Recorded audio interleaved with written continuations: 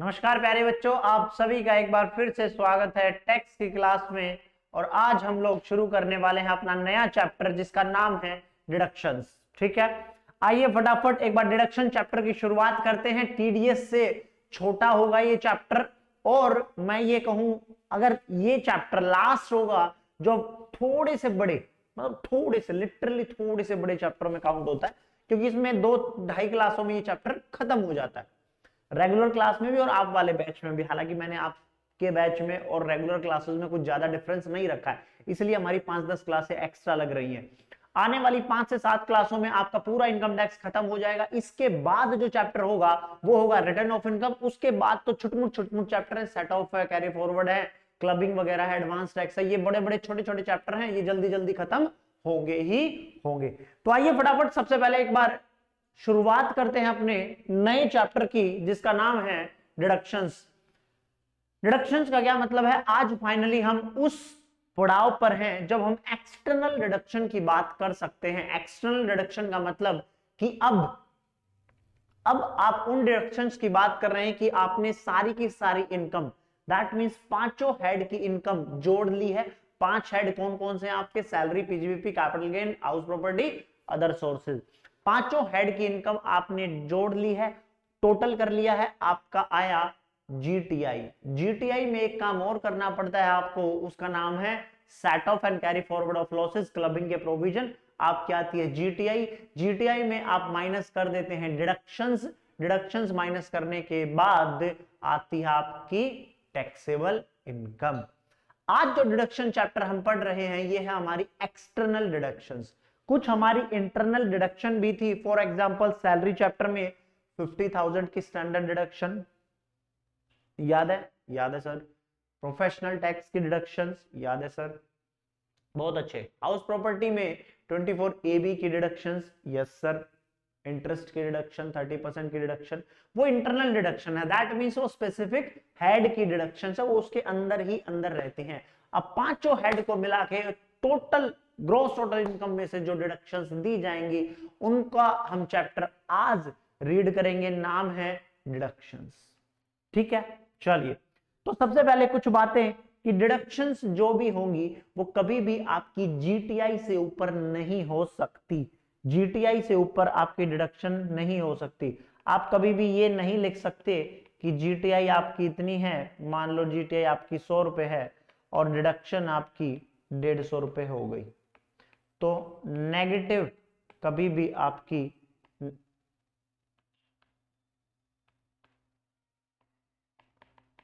Net income नहीं आ सकती।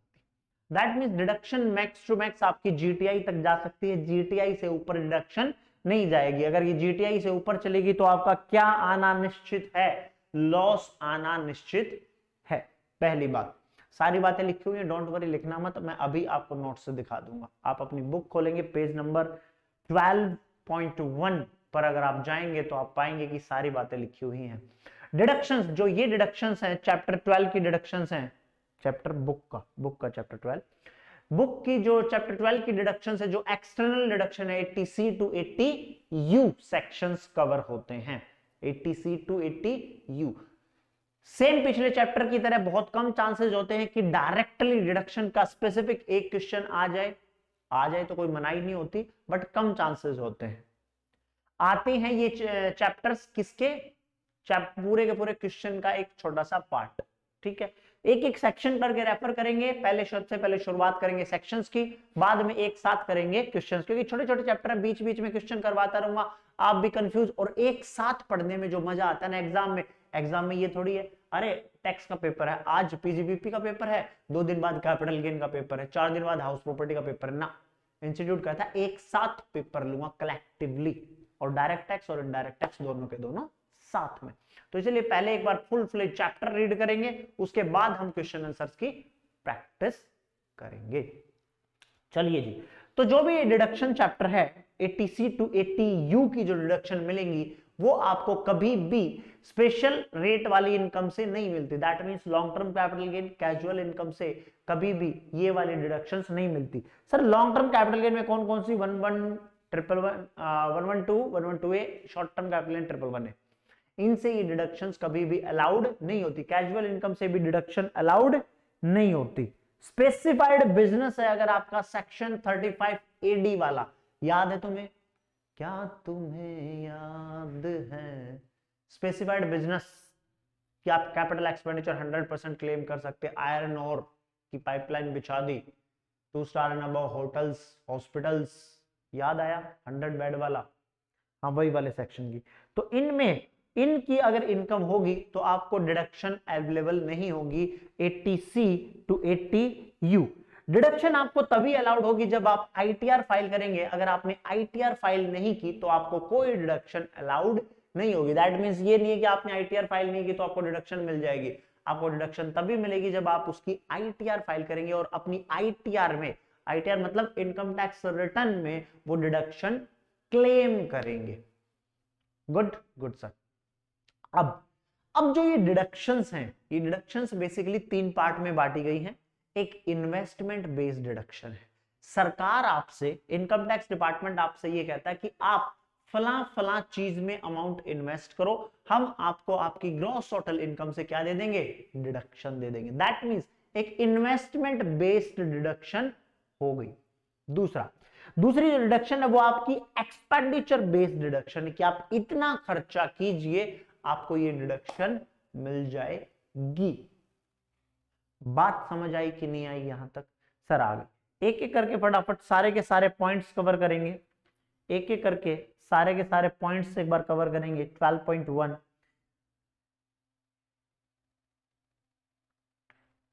exempt income, some incomes are not at all included in income computation process। Section 10 की exempt income होती है डिडक्शंस। एक exempt income होती है, एक डिडक्शंस होती है। तो कभी भी इसको कंफ्यूज नहीं होने का। exempt income का मतलब है जो आपकी ग्रॉस टोटल इनकम का पार्ट ही नहीं बनती। Such income are not at all included in income computation process, जो कभी भी इनकम कंप्यूटेशन प्रोसेस में नहीं आती। जबकि such incomes are called exempt income, they are not included in GTI, कभी भी ये जीटीआई का पार्ट नहीं बनती, कॉल्ड एग्जेम्प्ट इनकम। और डिडक्शंस क्या होती हैं? डिडक्शंस ये होती हैं कि उससे रिलेटेड इनकम को जीटीआई का पार्ट बनाया जाता है, फिर वो डिडक्शन चैप्टर 6 से की अलाउ की जाती है फ्रॉम जीटीआई। बात समझ आई? जी sir. Deduction is allowed from GTI, if no GTI then no deduction. Obviously आप कभी भी जीटीआई से ऊपर डिडक्शन नहीं लेकर जा सकते। डिडक्शंस कभी भी अलाउड नहीं होंगी capital gain, 111A, 112, 112A and casual income से कभी भी डिडक्शंस अलाउड नहीं होती। आप इसमें लिखना चाहो तो वो चीज लिख सकते हो कि स्पेसिफाइड बिजनेस से अगर आपकी इनकम है तो वहां से भी डिडक्शन अलाउड नहीं होंगी। क्यों? क्योंकि कैपिटल एक्सपेंडिचर, रेवेन्यू एक्सपेंडिचर सारा का सारा अलाउड हो जाता है। ग्रॉस टोटल इनकम क्या होती है और टोटल इनकम क्या होती है, ये आपको पता होना चाहिए। ग्रॉस टोटल इनकम होती है कि आपकी 5 हेड की इनकम को मैं ऐड कर दूं with the provision of clubbing and set of losses, आपकी निकल कर आ जाएगी जीटीआई, ग्रॉस टोटल इनकम। और अगर टोटल इनकम की बात करूं तो जीटीआई में से सिंपल डिडक्शंस माइनस कर दो चैप्टर 6 से कि 80C to 80U, आपके निकल कर आ जाएगी total income. Types of deduction, एक इन्वेस्टमेंट बेस्ड डिडक्शन होती है और एक इनकम बेस्ड डिडक्शन होती है। इन्वेस्टमेंट बेस्ड डिडक्शन का मतलब है कि आप पेमेंट कीजिए, इन्वेस्टमेंट कीजिए तो हम आपको डिडक्शन अलाउड कर देंगे। जबकि इनकम बेस्ड डिडक्शन ये होती है कि deduction given in respect of certain incomes included in GTI. जब जब डिडक्शंस आएंगे मैं बता दूंगा कि ये देखो इन्वेस्टमेंट बेस्ड डिडक्शन है। जैसे आप पीपीएफ में पैसे में इन्वेस्ट कीजिए, वो इनकम इन्वेस्टमेंट बेस्ड डिडक्शन होती है। Deduction 80C to 80U shall be allowed from GTI while computing total income.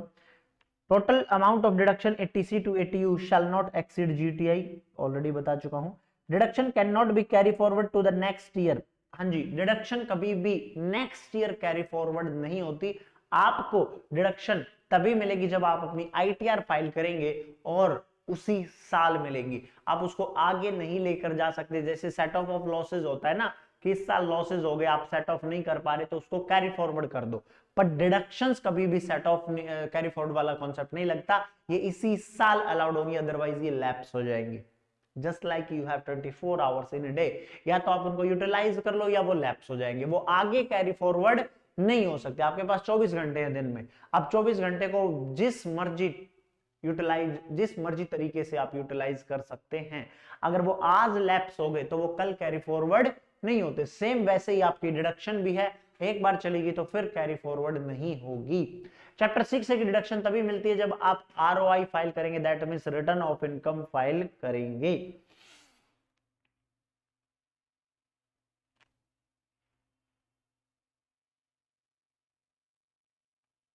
बात समझ आई कि नहीं आई? इनकम बेस्ड डिडक्शंस कौन सी हैं? 80, आईए, आईबी, आईसी, आईडी, आईई, ये सारी की सारी इनकम बेस्ड डिडक्शंस हैं। ये हम धीरे धीरे करके रीड आउट करेंगे जो आपके सिलेबस के लिए इंपॉर्टेंट, सीए इंटर, क्योंकि बहुत सी डिडक्शन सीए फाइनल लेवल पर है तो वो आपके लिए एप्लीकेबल नहीं है। तो जो सीए इंटर लेवल पर एप्लीकेबल है हम सिर्फ उन्हीं की डिस्कशन करेंगे। चलिए जी, तो सबसे पहली डिडक्शन की शुरुआत करते हैं, 80C की डिडक्शन की शुरुआत करते हैं। हम लाइन वाइज चलेंगे, हम बीच से कोई नहीं रास्ता तोड़ेंगे, एक एक करके सारी की सारी हम डिडक्शंस कवर करते चले जाएंगे। रेगुलर बैच में कभी हम पहले कोई डिडक्शन पढ़ाते, कभी कोई डिडक्शन पढ़ाते, पर आपके बैच के लिए हम फ्लैट एक साथ चलते चलेंगे कि हम ये डिडक्शंस पढ़ा चुके हैं। 80C की डिडक्शंस नोटिंग करेंगे, बिल्कुल नोटिंग करेंगे जी, नोट करवाऊंगा मैं आपको। तो आप फटाफट एक बार अपनी नोटबुक निकाल लो, आज की डेट डाल लो और नोटिंग शुरू कर दो जी, नोटिंग शुरू कर दो। 80C section 80C contribution in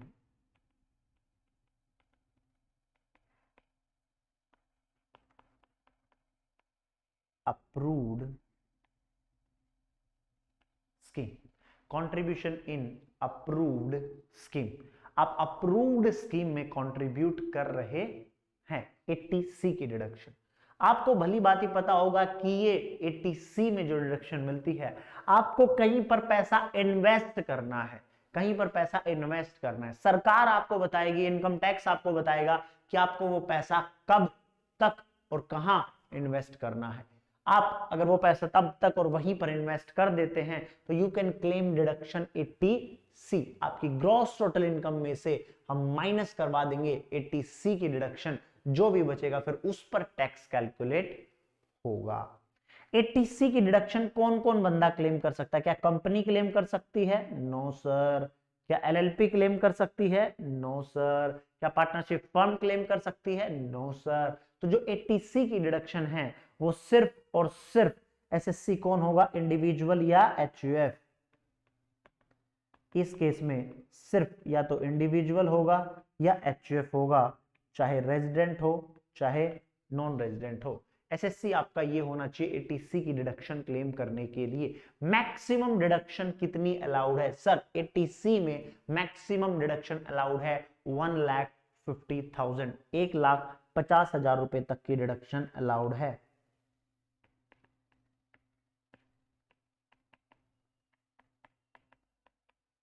maximum आप कितना कर सकते हैं? 1,50,000। अगर बाई चांस मान लीजिए आपने किसी स्कीम में पैसा इन्वेस्ट कर दिया, वहां पर आपने पैसा इन्वेस्ट किया 78,000, तो आपको 1,50,000 की डिडक्शन नहीं मिलेगी, मैक्सिमम है ये लिमिट। तो आपको डिडक्शन मिलेगी 78,000 तक की ही, उससे ऊपर की डिडक्शन इसमें नहीं मिल सकती 80C में। Investment can be made, investment can be made out of exempt income also। आप exempt income से भी इन्वेस्ट कर सकते हैं। मान लीजिए आपकी कोई एग्रीकल्चर इनकम है जो exempt है, आप उससे भी 80C में जो नोटिफाइड चीजें हैं आप उनमें इन्वेस्ट कर सकते हैं, आपको डिडक्शन मिल जाएगी। सर आप इतनी देर से जिक्र कर रहे हैं कि आप इसमें इन्वेस्ट कर दीजिए, इसमें इन्वेस्ट कर दीजिए, इसमें इन्वेस्ट कर दीजिए, आप ये तो बताओ इन्वेस्ट किस चीज में कर दीजिए, तभी तो हम इन्वेस्ट करेंगे। आप ये बताओ कि इन्वेस्ट इस चीज में कर दीजिए, हम तभी तो इन्वेस्ट करेंगे। चलिए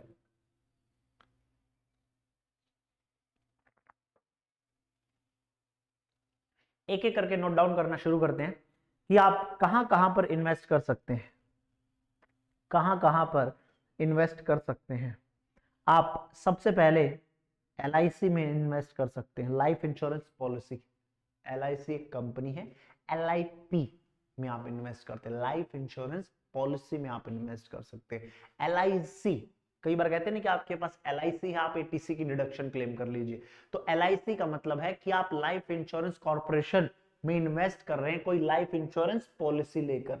तो आप LIP अगर ले रहे हैं, लाइफ इंश्योरेंस पॉलिसी अगर आप ले रहे हैं, लाइफ इंश्योरेंस पॉलिसी अगर आप ले रहे हैं, आपने अपनी LIC करा रखी है, तो सरकार ये कहती है ठीक है जी आप अपनी LIC ले लीजिए।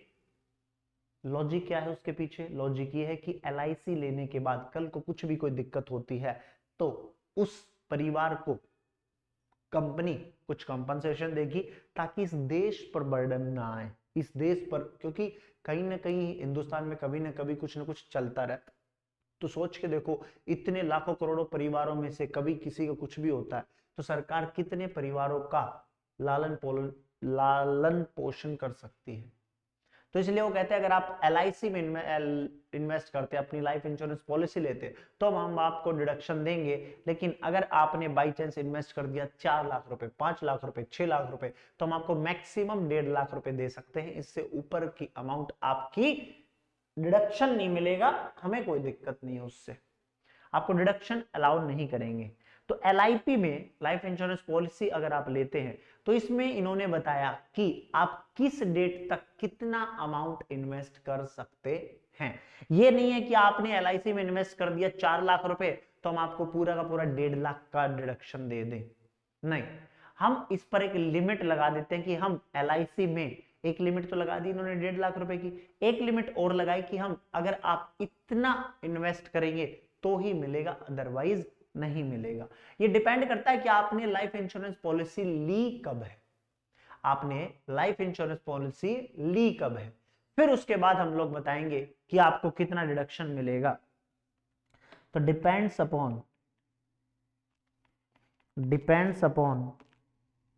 पॉलिसी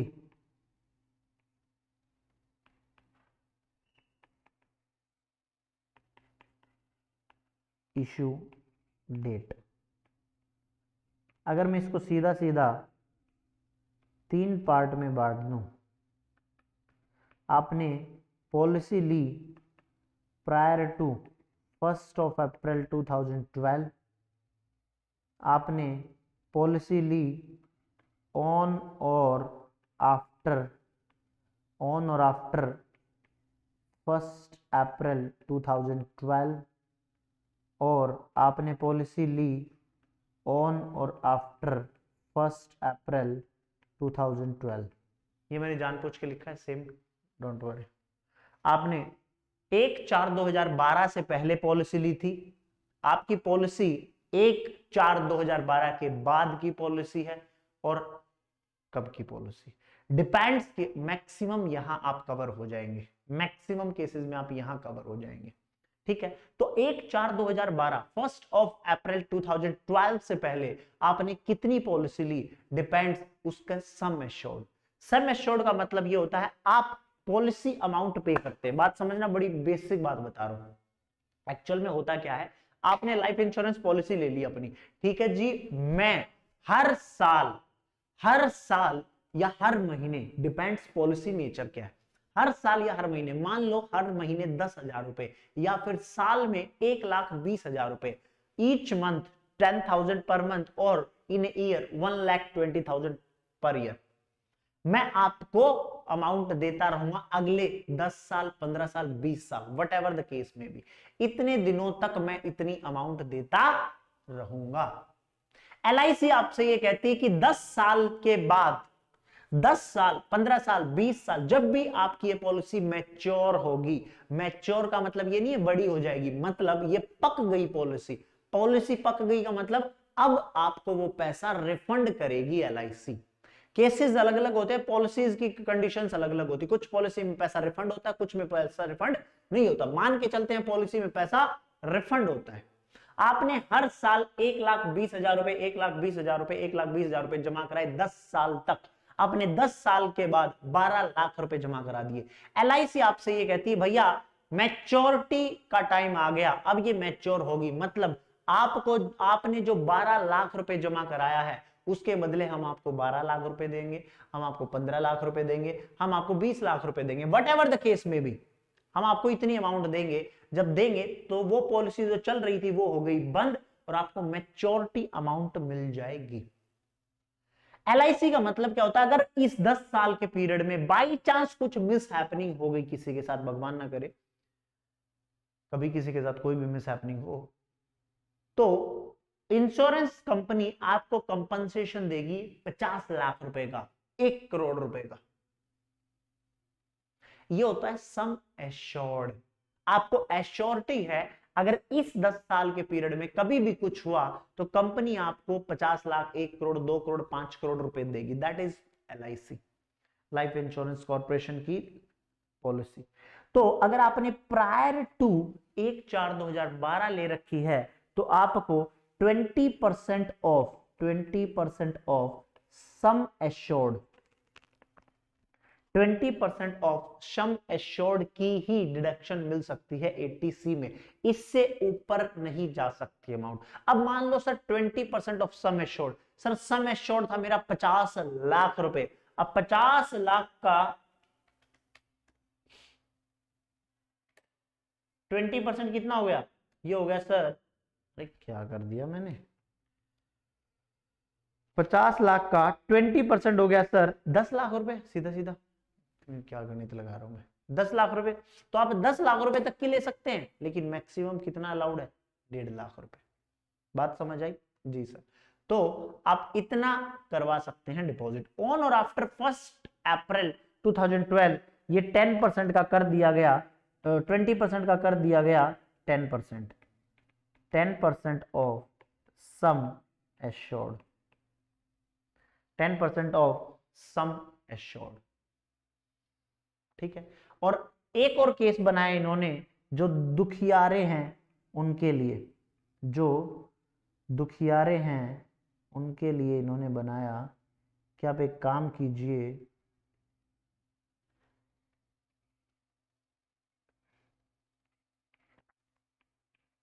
अगर आप हैंडीकैप SSC हैं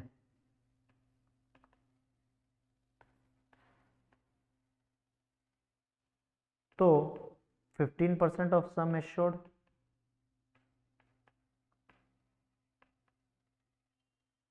अदर केसेस में 10% ऑफ सम एश्योर्ड, या फिर जनरल केस में 10% ऑफ सम एश्योर्ड।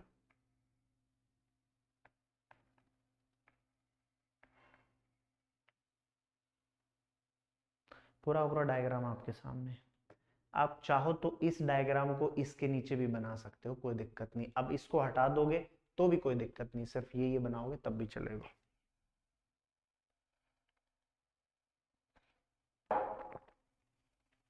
बात समझ आई कि नहीं आई, आ गई सर, चल सकते हैं जी सर। आइए फटाफट फटाफट उतारिए साहब। अब ये पॉइंट नंबर 1 हो गया। पॉइंट नंबर 2, आप इन्वेस्ट कीजिए tuition fees, tuition fees paid for any 2 child for full time education, for full time education in India। आप 2 बच्चों तक की ट्यूशन फीस कब, एडमिशन पर, एडमिशन के बाद फुल टाइम एजुकेशन होनी चाहिए, वो इंडिया में होनी चाहिए। अगर आपको वो बोले अब्रॉड में, नॉट अलाउड। ठीक है, ठीक है सर। आप किसी FD में इन्वेस्ट कर रहे हैं, FD fix deposit for 5 years, 5 years किसका, पोस्ट ऑफिस की FD है, किसी बैंक की FD है, किसी कोऑपरेटिव बैंक की FD है। आप इन्वेस्ट कर रहे हैं national saving scheme, national saving certificate, किसान विकास पत्र, अगर आप इनमें भी इन्वेस्ट करते हैं तो भी आपको डिडक्शन मिलेगी।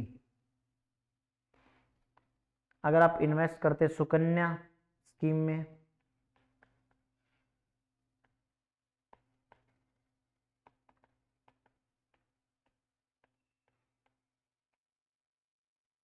सुकन्या समृद्धि स्कीम, जिनकी बेटियां हैं आप उनका अकाउंट खुलवाकर पैसा डिपॉजिट कर सकते हैं सुकन्या समृद्धि स्कीम में,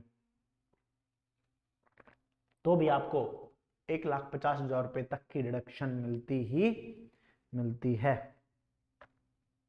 अगर आप प्रिंसिपल पेमेंट कर रहे हैं, मैंने आपको बताया था 80C में डिडक्शन मिलती है। अगर आप हाउसिंग लोन की रीपेमेंट कर रहे हैं तो इंटरेस्ट का पोर्शन कहां मिलता है सर? सेक्शन 24 में डिडक्शन में। याद आया क्या तुम्हें याद है? 24B। और यहां पर आपको प्रिंसिपल अमाउंट की डिडक्शन मिलेगी। प्रिंसिपल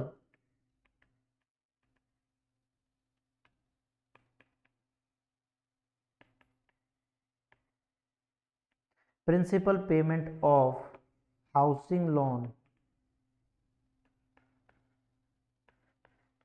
और stamp duty paid on property,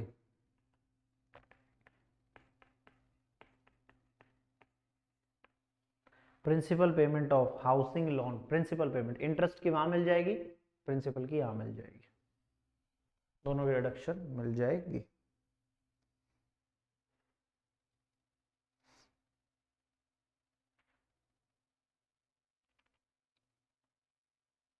अगर आप डिपॉजिट करवाते हैं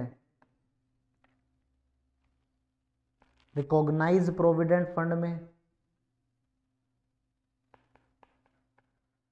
invest in recognise provident fund, superannuation fund, public provident fund या पेंशन स्कीम में, तो भी आपको 80C की डिडक्शन मिल जाएगी। तो भी आपको 80C की डिडक्शन मिल जाएगी। यस और नो बोलिए। चले चल सकते हैं कि नहीं चल सकते? चल सकते हैं सर। और लास्ट आपका है, अगर आप पेंशन स्कीम में टायर 2 की पेंशन स्कीम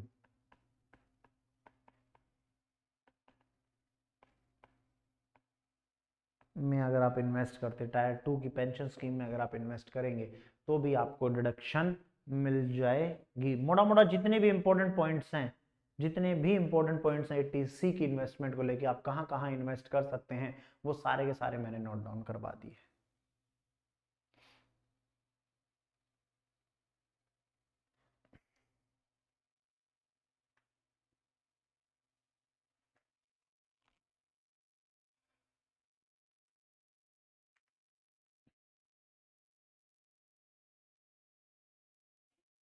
फटाफट उतारिए।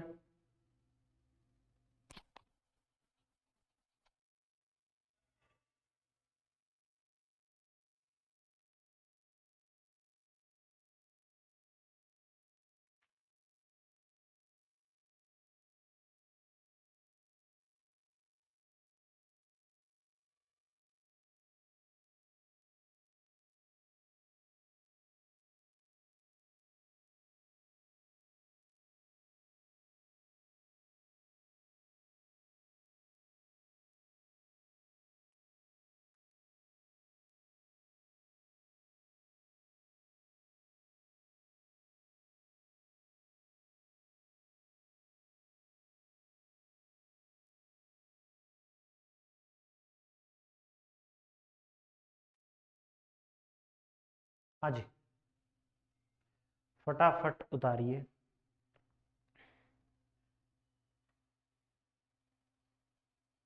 नोट्स पर आइए, फटाफट आइए आप, फटाफट इधर इधर।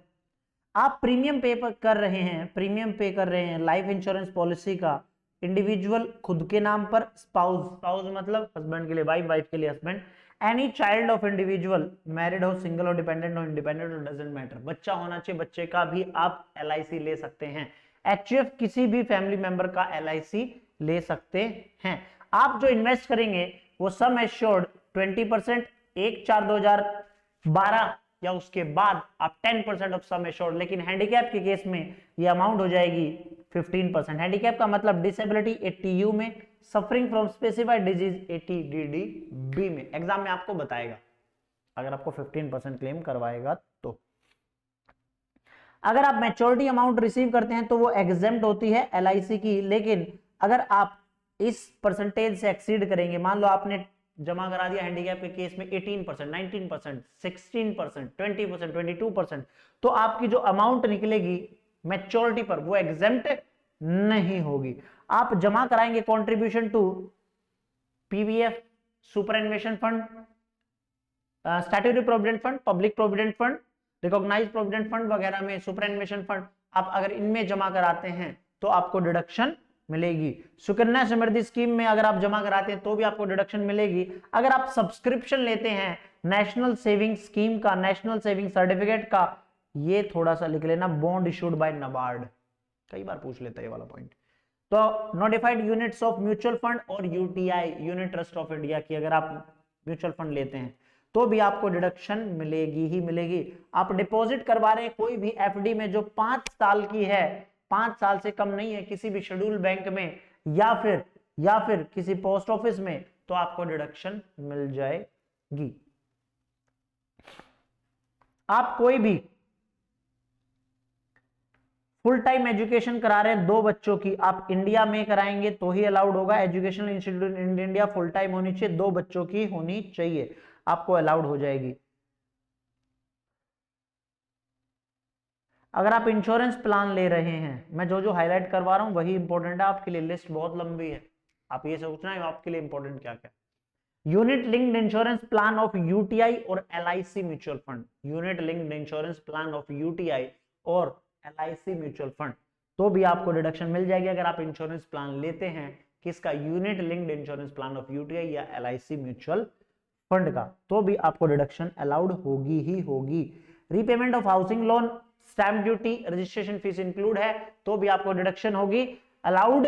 लेकिन लेकिन लेकिन लेकिन कुछ बातें इसमें ध्यान रखनी है। कुछ बातें क्या ध्यान रखनी है कि आपको कभी भी रिपेयर, रिनोवेशन, अल्ट्रेशन का खर्चा अलाउड नहीं होगा। एनी एक्सपेंडिचर अगर आपने 24B में, ए में क्लेम, ए में तो 30% की स्टैंडर्ड डिडक्शन है, 24B में अगर आपने क्लेम कर लिया हाउस प्रॉपर्टी में, तो भाई आपको फिर 80C में अलाउड नहीं होगा। आप एक जगह ही क्लेम कर सकते हैं, आप दोनों जगह क्लेम नहीं कर सकते। यस और नो? Yes sir.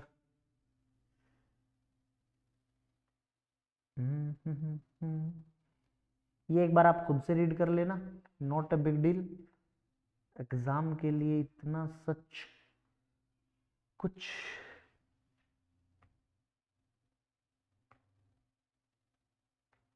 हाँ जी, अगला सेक्शन है आपका 80CCC। 80CCC में क्या है? 80CCC में ये है कि आप 80C में ये था कि आप अगर पेंशन स्कीम ले भी रहे हैं, यूनिट लिंक्ड इंश्योरेंस प्लान था, याद है?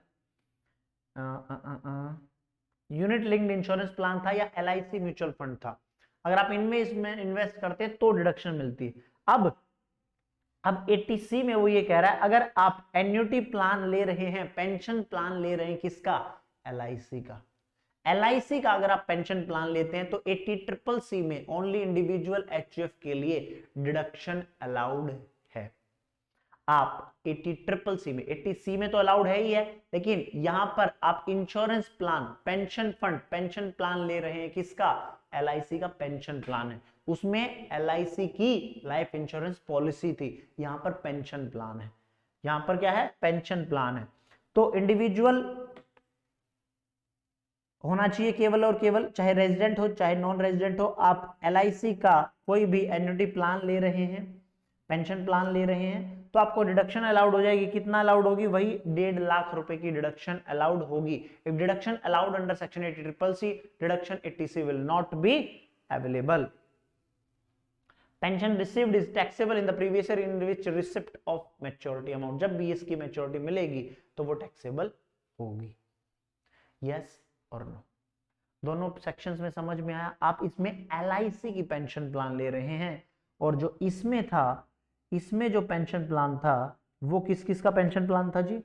सर एक तो वो UTI का था, इंश्योरेंस प्लान था, यूनिट लिंक्ड इंश्योरेंस प्लान था, और एक सेकंड के लिए म्यूचुअल फंड UTI भी इन्वेस्टमेंट थी। ठीक है, कोई एक सेक्शन में आप डिडक्शन क्लेम कर सकते हैं 1.5 लाख, या तो इसमें कर लो या 1.5 लाख उसमें कर लो, 80C में या 80CCC में कर लो डिडक्शन, कोई बात नहीं। बात समझे कि नहीं समझे? सर समझे ना, समझ में आ गई। 80C 80CCC। अब करेंगे 80CCD, लेकिन इसको करेंगे नोट्स के थ्रू। मैं इसके नोट्स बनवाऊंगा, यहां पर आपको अलग तरीके से लिखा हुआ है, एक एक एक एक करके मैं नोट्स के जरिए आपको आसानी से इसका एक डायग्राम बनवा देता हूं, ताकि आप लोगों को समझने में हो जाए आसानी। 80CCD, एक इसके बढ़िया सा नोटिंग करो, 80CCD। फिर आपको बुक से पढ़ाऊंगा। Other pension scheme, other pension scheme. Sir pension scheme अभी तो पड़ी थी, वो किसकी थी? LIC की पेंशन स्कीम थी 80CCC में। अदर पेंशन स्कीम, LIC के अलावा पेंशन स्कीम है, LIC के अलावा पेंशन स्कीम है। आप कुछ कुछ इसमें इन्वेस्ट करते रहो, फिर रिटायरमेंट के बाद आपको इन अकाउंट से पेंशन मिलती रहेगी फ्रिक्वेंटली। ये कहना चाहते हैं ये सेक्शंस। ठीक है, अब आप 80CCD में कितना इन्वेस्ट करेंगे और कितना आपको मिलेगी डिडक्शन, फटाफट नोट डाउन करो। 80CCD1 सबसे पहले, 80CCD1, 80CCD1, 80CCD1B, 80CCD2। चलिए जी, एक एक करके डिस्कस करेंगे। 80CCD अदर पेंशन स्कीम, आप अदर कोई पेंशन स्कीम है आप उनमें इन्वेस्ट कीजिए, रिटायरमेंट के बाद आप पेंशन लीजिए, हम आपको डिडक्शन अलाउड कर देंगे जब जब आप इन्वेस्ट करेंगे। 80CCD1 जिक्र करके चलता है एम्प्लॉय कॉन्ट्रीब्यूशन का। किसका जिक्र करता है? एम्प्लॉय कॉन्ट्रीब्यूशन का, एम्प्लॉय कॉन्ट्रीब्यूशन का, एम्प्लॉय कॉन्ट्रीब्यूशन का। मैं इधर आ जाता हूं थोड़ा सा, हाँ जी ये ठीक रहेगा। 80CCD1 में एम्प्लॉय कंट्रीब्यूशन की बात होती है। एम्प्लॉय कंट्रीब्यूशन में मतलब अगर वो बंदा कहीं पर जॉब कर रहा है, अगर वो एम्प्लॉयड है कहीं पर, अगर वो बंदा कहीं पर जॉब कर रहा है तो 10% ऑफ सैलरी। सर मतलब, अरे दिख ही नहीं रहा इसमें तो, wait wait wait wait wait, मैं ही थोड़ा सा एडजस्ट और करता हूं। सॉरी, चलिए, अगर वो एम्प्लॉय कंट्रीब्यूशन 80CCD1 में अगर वो कहीं पर जॉब करता है तो 10% हो, अगर वो जॉब ना करता हो तो क्या वो भी 80CCD में क्लेम कर सकता है? हाँ बिल्कुल क्लेम कर सकता है। अदर पेंशन स्कीम्स में आप पैसा इन्वेस्ट कर सकते हैं। कहां इन्वेस्ट करेंगे अभी बताऊंगा। अगर वो एम्प्लॉयड है तो 10% ऑफ सैलरी, अगर वो सेल्फ एम्प्लॉयड है, खुद का बिजनेस है, तो 20% of gross total income GTI। तो आप 20% ऑफ GTI इन्वेस्ट करेंगे। बरोबर? बरोबर सर। कितनी डिडक्शन है अभी पता चलेगी। 80CCD1B, 80CCD1B में सिर्फ एम्प्लॉयर कंट्रीब्यूशन होता है, एम्प्लॉयर कंट्रीब्यूशन होता है, वेट सॉरी, एम्प्लॉय कंट्रीब्यूशन, इसमें भी क्या होता है? एम्प्लॉय कंट्रीब्यूशन होता है। 80CCD1B। 80CCD1B employee contribution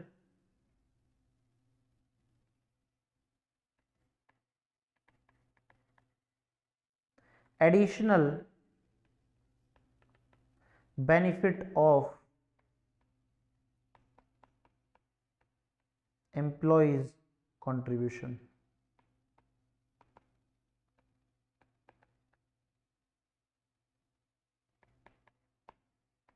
maximum 50,000 रुपए का। आपने सुना होगा कि एडिशनल बेनिफिट दिया जाता है, एडिशनल बेनिफिट 50,000 रुपए का अलग से मिलेगा, एडिशनल बेनिफिट 50,000 रुपए का अलग से मिलेगा। फटाफट उतारो इसको,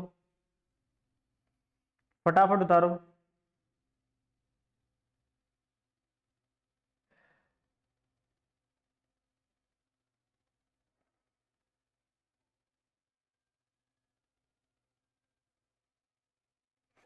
फटाफट उतारिए।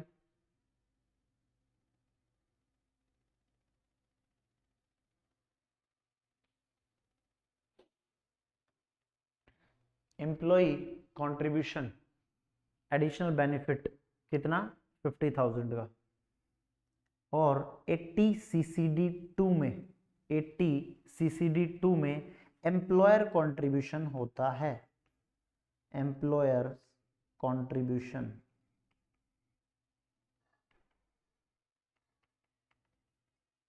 एम्प्लॉयर कंट्रीब्यूशन में आप लोग देखेंगे कि वो सेंट्रल गवर्नमेंट का है, स्टेट गवर्नमेंट का है कि किसका है, सेंट्रल गवर्नमेंट या स्टेट गवर्नमेंट का एम्प्लॉयर है या अदर एम्प्लॉयर है।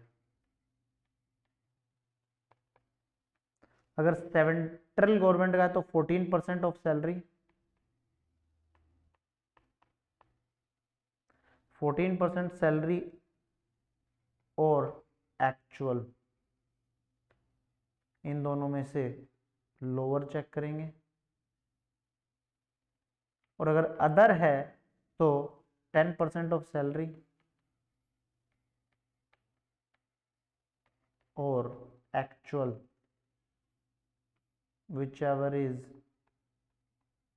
lower।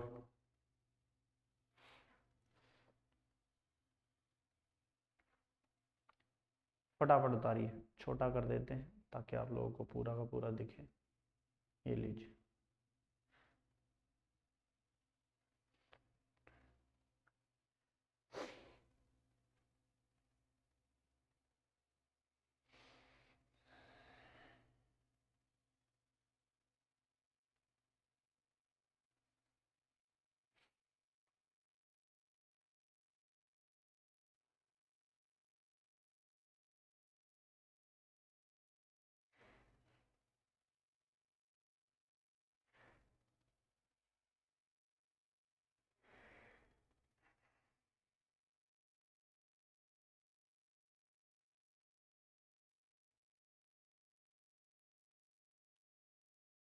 चलें, उतार लिया,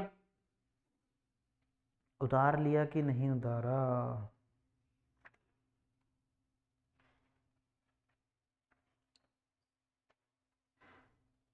आइए एक बार बुक्स से देखेंगे। 80CCD एलिजिबल एसएससी कौन है? Employee of the central government, compulsory to join NPS, any other employee optional, self employed optional, जबकि इसके लिए क्या है? कंपल्सरी है। डिडक्शन, अगर आप एम्प्लॉय हो, contribution up to 10% of salary 80CCD1 में। एम्प्लॉयर कंट्रीब्यूशन है 80CCD2 में। एम्प्लॉयर आपका या तो सेंट्रल गवर्नमेंट, यहां पर लिख लेना एक बार स्टेट गवर्नमेंट भी, यहां पर लिख लेना, नई बुक जो आएगी उसमें सेंट्रल स्टेट गवर्नमेंट अपडेट होगा। 14% of salary, other than central government 10% of salary, अगर आप सेल्फ एम्प्लॉयड हो तो 20% ऑफ जीटीआई। इतने तक की डिडक्शन आपको अलाउड करके चलेंगे। सैलरी का मतलब वही है जो एचआरए में है। Employer contribution is firstly taxable as salary income in the hands of employee. Atal pension scheme has been notified by CG till now. ध्यान देना जी, ध्यान देना अगले वाले पॉइंट पर। No deduction shall be allowed under section 80C if deduction has been claimed under section 80CCD। That means 80CCD में 1B में एडिशनल डिडक्शन आपको मिलेगी 50,000 की। Additional deduction 50,000 of payment under NPS is allowed under section 81B over and above deduction 80CCD1। That means यहाँ पर कितना deduction मिलेगा, यहाँ पर कितना डिडक्शन मिलेगा सर 1.5 लाख 80CCD1 में, यहाँ पर 50,000 मिल जाएगा extra. That means total 2 lakh की डिडक्शन मिल सकती है यहाँ पर। 80CCD1B ये वाली डिडक्शन एडिशनल बेनिफिट है 50,000 रुपए तक का। 80CCD1 अपना 1.5 लाख ले सकते हो, लेना चाहो, ये आप 50,000 रुपए तक का लिमिट है, 50,000 मैक्सिमम। एडिशनल इनके अलावा आपको बेनिफिट मिलेगा। बात समझ आई? सर आप इसको एक लाइन में बता दो। ये देखो, इधर आओ, इधर आ जाओ। मैक्सिमम कंबाइंड सीलिंग लिमिट, इसको मैं अभी ये लिखवा ही रखा है, इसको दोबारा तो क्या ही लिखवाना। मैक्सिमम कंबाइंड सीलिंग लिमिट, बड़े ध्यान से समझना इसको। Total deduction under section 80C, triple C, 80CCD1, सिर्फ 1 की बात करके चल रहा है। आप 1.5 लाख से एक्सीड नहीं कर सकते। दैट मींस अगर आपने 1.5 लाख 80C में ले ली तो फिर यहां पर 0 0, यहां पर 1.5 लाख ले ली तो ये 0 ये 0, यहां पर 1.5 लाख ले ली तो ये 0 ये 0, इन तीनों का मिलाकर सम 1.5 लाख से एक्सीड नहीं कर सकता। लेकिन maximum limit of 1.5 lakh is not applicable to employer contribution under section 80CCD1B and 80CCD2B। लिखो इसमें साथ में, लिखो 2B साथ में, 2B लिखो साथ में, एक बार फटाफट लिखो, फिर ये चार्ट से के थ्रू आपको समझाता हूं। 80C में क्या था सर, आप LIC में इन्वेस्ट कर दो, आप हाउसिंग लोन की रीपेमेंट कर दो, आप PPF में इन्वेस्ट कर दो, और क्या था सर, आप एजुकेशन वाला करवा दो, ट्यूशन फीस पे कर दो बच्चों की, 80C में डिडक्शन मिल जाएगी। 80CCC में क्या था सर, आप पेंशन प्लान ले लो LIC का। 80CCD में क्या है सर, आप पेंशन प्लान लो लेकिन अदर स्कीम्स का, अदर स्कीम्स में किसका, नेशनल, ये देखो कहां गया ढूंढो, NPS, पेंशन स्कीम नोटिफाइड, ये एक नई स्कीम आई थी, NPS भी बोलते हैं इसको, national pension scheme, national pension scheme भी बोलते हैं इसको, national pension scheme, contribution to pension scheme notified, other pension schemes, other pension scheme. अब आइए ये चार्ट समझना बहुत जरूरी है आपका। आप 80C में, 80CCC में और 80CCD1 में, इन तीनों में आप 1.5 लाख से एक्सीड नहीं। 80C में कितना था सर, 1.5 लाख। 80CCC में कितना था सर, 1.5 लाख। 80CCD1 में कितना था, अभी बताया था, 80CCD1 में sir 10% of salary, 10% of salary. तीनों का मिला के maximum deduction as per section 80CCE आप कितना क्लेम कर सकते हैं, 1.5 लाख। आप इससे ज्यादा नहीं जा सकते, बट एडिशनल डिडक्शन मिल जाएगी 80CCD1B की, 80CCD1B की एडिशनल डिडक्शन 50,000 रुपए। एडिशनल डिडक्शन आप 50,000 ले सकते हो, 1.5 लाख की कोई लिमिट एप्लीकेबल नहीं है, आपको अलग से मिलेगा। और 80CCD2 एम्प्लॉयर कंट्रीब्यूशन 14% और 10% ऑफ सैलरी अलग से मिलेगा, कोई लिमिट नहीं है। 80CCD2 कोई लिमिट नहीं है। दैट मींस लिमिट यहीं तक थी, मतलब यहां पर एक लाइन खींच दो। इससे पहले जो भी कराया मैंने 80CCD1, 80CCC और 80C, तीनों में मिला के आप 1.5 लाख ले सकते हो। इस डायग्राम को मोस्ट इंपॉर्टेंट लिख लो, नाम बस रट लेना कि सर 80CCC में क्या था, LIC की पेंशन स्कीम। 80CCD में क्या है sir, national pension scheme. 80C में क्या था sir, life insurance premium, life insurance policy ले लो, वो करा लो, PPF में जमा करा दो, PF में जमा करा दो, आप ट्यूशन फीस पे कर दो बच्चों की, हाउसिंग लोन का प्रिंसिपल रीपेमेंट कर दो, नाबार्ड में इन्वेस्ट कर दो। याद आया कुछ? बस तीनों सेक्शन खत्म। 80C के खत्म, 80C की कहानी खत्म कर दिया आपने।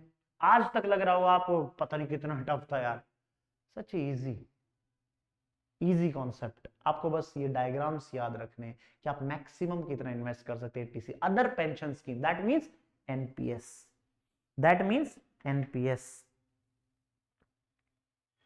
NPS, NPS. इसका फाइनल क्रक्स लिखवा दूं एक? सर लिखवा दो, चलो लिखो, एक हाथ से भी लिख लो, कोई बात नहीं, इसी को शॉर्ट में लिखवा रहा हूं, इसी को शॉर्ट में लिखवा देता हूं, चलो लिखो 80C plus 80CCC plus 80CCD1 आप मैक्स टू मैक्स 1,50,000 रुपए ले सकते हो, प्लस 80CCD1B, 80CCD1B आप 50,000 रुपए ले सकते हो। एम्प्लॉयर कॉन्ट्रीब्यूशन टू 80CCD2 में आपको एडिशनल मिलेगा, एडिशनल मिलेगा, ये नोट डाउन जरूर कर लो। अब बिल्कुल कहानी क्रक्स सिंपल सा है, चाहो तो इसको बेशक हटा दो, इसको, इस प्लस को ये मत समझना मैंने ऊपर प्लस कराया, प्लस का मतलब 1.5 लाख प्लस 50,000 मिलेगा, प्लस एम्प्लॉयर कॉन्ट्रीब्यूशन 80CCD2 में मिलेगा, एडिशनल मिलेगा, ये अलग है, इसका लिमिट से कोई लेना देना नहीं, इसका भी अलग से नहीं है, इसको 50,000 अलग से देंगे। कहानी कहानी सुनो, अटल पेंशन योजना का भी बेनिफिट मिलेगा ही मिलेगा।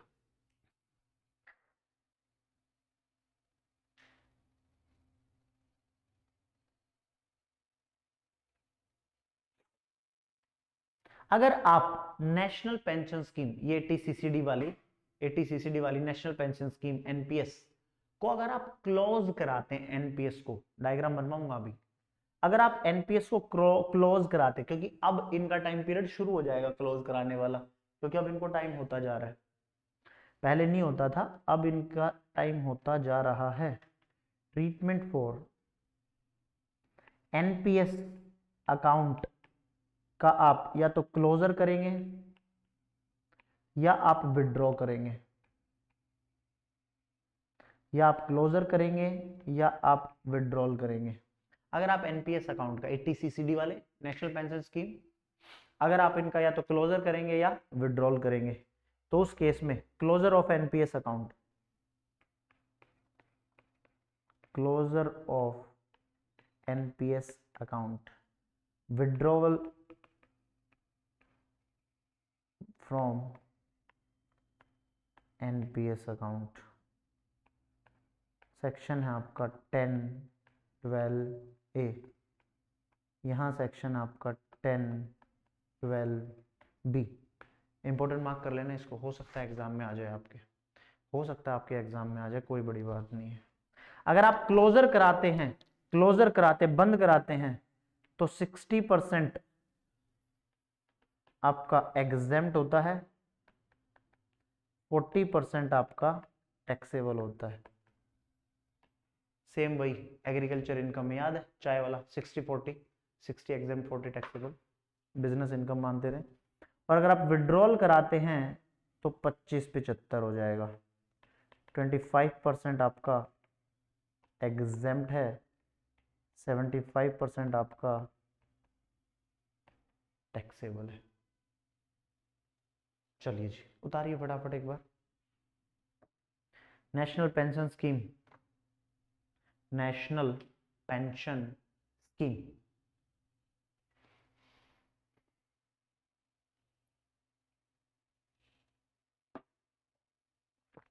फटाफट उतारिए, फटाफट उतारिए। अच्छा जी,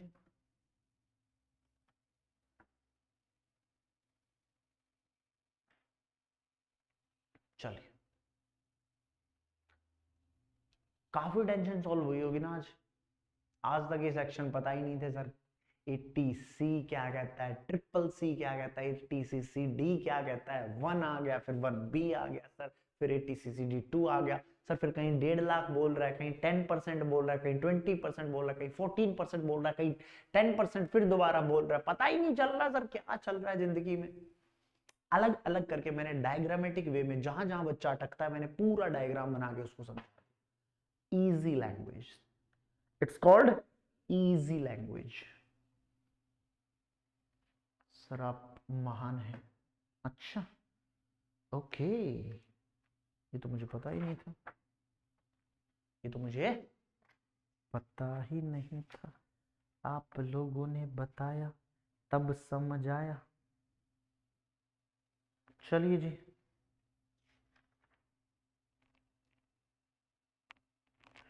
एट्टी सी के सेक्शन हुए आपके खत्म।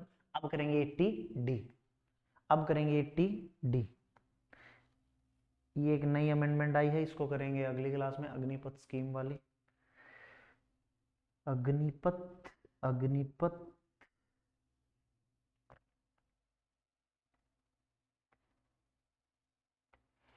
तेरा मेरा, ये देखिए 60%, 25%, ये कहानीकार लिखी गई थी। कहानी की बजाय मैंने आपको क्लोजर करवा रहे हैं, आप अपना क्लोजर करवा रहे हैं 60% अमाउंट, और अगर आप विड्रॉवल करवा रहे हैं 25% अमाउंट। सारा का सारा मैंने आपको शॉर्ट फॉर्म में लिखवा दिया। ये मत सोचना मास्टर जी ने छुड़वा दिया क्या पैराग्राफ लिखवा दिया आपका, डोंट वरी। ठीक है, एक बार खुद से भी एक बार रीड जरूर कर लेना, लेकिन क्लियरिटी आती है जब आप लाइन टू लाइन, मैंने आपको डायग्राम में समझाया है ना, अब आप उसको रीड करेंगे, अब आपको पूरी पिक्चर क्लियर होगी, पूरी पिक्चर क्लियर होगी। चल सकते हैं आगे। 80C इज क्लियर, 80D की बारी है, 80D की बारी है। आइए जनाब 80D पर आते हैं। सेक्शन 80D, सेक्शन 80D बोले तो मेडिकल इंश्योरेंस, मेडिकल इंश्योरेंस। आप अभी तक क्या कर रहे थे सर? अभी तक हम लाइफ इंश्योरेंस पॉलिसी ले रहे थे, अभी क्या है, मेडिकल इंश्योरेंस करवा रहे हैं। मेडिकल इंश्योरेंस वो पूरी जिंदगी की पॉलिसी ली आपने, पेंशन स्कीम ली आपने 80C में। इधर 80D में क्या आप लेंगे, आप रोजमर्रा में अगर कुछ खांसी जुकाम बुखार बीमारी हो जाती है तो आप इंश्योरेंस ले रहे हैं कि साहब कल को अगर मैं बीमार पड़ गया या पड़ गई तो उस केस में कैसे हम अपने आप को महंगे महंगे हॉस्पिटल्स के खर्चे से बचाएंगे। मैं आज को आप एक बात बता देता हूं, आपकी चाहे फाइनेंशियल कंडीशन कैसी भी हो, डजेंट मैटर, आप इंश्योरेंस प्लान जरूर लीजिए। साल में 20-25-30 हजार रुपए का खर्चा होता है, जरूर जरूर जरूर लीजिए। ये गलती मैंने करी कि मैंने इंश्योरेंस प्लान नहीं लिया, बदले में मुझे नुकसान काफी हुआ, बट पेइंग कैपेसिटी थी, पे हो गया। कई परिवार की पेइंग कैपेसिटी नहीं हो पाती, इंश्योरेंस नहीं ले पाते, दिक्कत बहुत होती है। जरूर इंश्योरेंस लीजिए अपना और अपने परिवार। मेडिकल इंश्योरेंस क्या कहता है? मेडिकल इंश्योरेंस ये कहता है सिंपल सिंपल, आप अपना बीवी बच्चों का इंश्योरेंस ले लीजिए, मदर फादर का इंश्योरेंस ले लीजिए, हम आपको 25,000 रुपए तक की डिडक्शन अलाउड कर देते हैं। क्या बोला? 25, इतना खर्चा भी इतना ही आता, 25,000 रुपए तक का खर्चा आता है। लेकिन अगर आप, आपकी बीवी, आपके बच्चे, आपके मदर फादर में कोई भी अगर सीनियर सिटीजन होता है तो 25,000 की लिमिट को हम कितना कर देंगे? 50,000 कर देंगे। ये किसके लिए है? अगर आपको बीमारियां होती हैं, अगर रूटीन हेल्थ चेकअप है, प्रिवेंटिव हेल्थ चेकअप है, नॉर्मली चेक करा लिया जी, ब्लड टेस्ट करा लिया, क्या चल रहा है क्या नहीं चल रहा, तो उस केस में आपका 5,000 रुपए, 5,000 रुपए तक की डिडक्शन मिल जाएगी। लेकिन ये 5,000 रुपए की डिडक्शन 25,000 में इंक्लूड है। एक फर्क ये है कि जो आप 25,000 इंश्योरेंस का पैसा देंगे वो आप अदर देन कैश देंगे, लेकिन जो 5,000 रुपए प्रिवेंटिव हेल्थ चेकअप के, प्रिवेंटिव हेल्थ चेकअप करा रहे जी, ब्लड ले लिया, हेल्थ चेकअप करवा लो, 5,000 रुपए तक का खर्चा हो जाता है, सारे टेस्ट कर दो जी, इसके 2-2,500 रुपए में हो जाता है, 1,800 रुपए में हो जाते हैं। ये इंश्योरेंस, कोई बीमारी होगी, आप हॉस्पिटल में एडमिट हो गए, ये इंश्योरेंस उसका है, उसके लिए 25,000, प्रिवेंटिव हेल्थ चेकअप 5,000, लेकिन 25,000 में इंक्लूड है 5,000। कोई भी सीनियर सिटीजन हुआ 25,000 की लिमिट हो जाएगी 50,000। 50,000। बात समझ में आई? लेकिन अगर बाई चांस मान लो किसी की उम्र अगर आपके भी पेरेंट्स की उम्र 50 प्लस है, तो इनके इंश्योरेंस थोड़ा सा ये लोग कम करते हैं, एज ज्यादा हो गई। अगर किसी के पेरेंट्स या ग्रांड पेरेंट्स ले लो, अगर उनकी उम्र मान लो आप 70-80 चली गई, तो उनके फिर मेडिकल इंश्योरेंस नहीं होते, फिर उनके मेडिकल खर्चे होते हैं। मेडिकल इंश्योरेंस तो हुआ नहीं, तो मेडिकल खर्चे होंगे, ऑब्वियसली बात है भाई, इंश्योरेंस नहीं है तो क्या हुआ, इलाज नहीं हुआ, इलाज करवाएंगे। अब हॉस्पिटल में जाएंगे, इलाज होगा, मेडिकल ट्रीटमेंट। तो उन लोगों के लिए जिनका मेडिकल इंश्योरेंस नहीं होता, उनके लिए क्या होगा, मेडिकल ट्रीटमेंट का खर्चा अलाउड हो जाएगा। सेम इसी तरह, बस सेक्शन हो गया खत्म, इतना ही सेक्शन था। अब सिर्फ आपको मैं नोटिंग करवाऊंगा, आप इधर नोटिंग करेंगे। एक्सपेंडिचर ऑन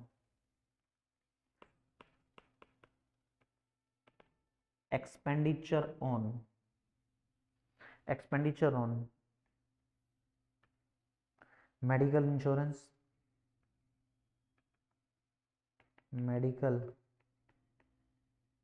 इंश्योरेंस, आप मेडिकल इंश्योरेंस ले लीजिए, या फिर मेडिकल इंश्योरेंस नहीं ले रहे तो सेंट्रल गवर्नमेंट की हेल्थ स्कीम में पैसे दे दीजिए, सेंट्रल गवर्नमेंट की हेल्थ स्कीम में पैसे दे दीजिए।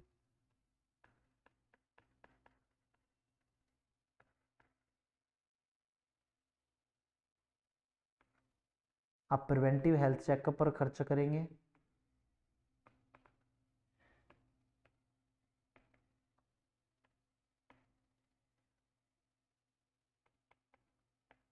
आप यहां पर कैश भी दे सकते हैं और अदर मोड में भी दे सकते हैं, आपको दोनों अलाउड है।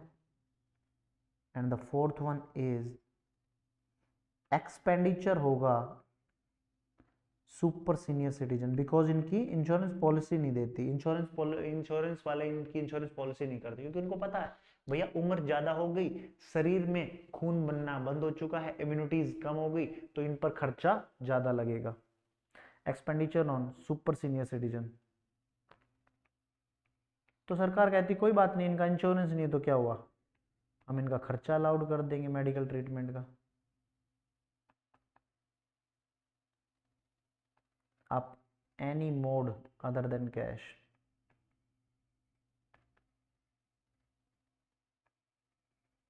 Any mode other than cash. लेकिन आप जो मेडिकल इंश्योरेंस है या जो हेल्थ वाले हैं, वो आप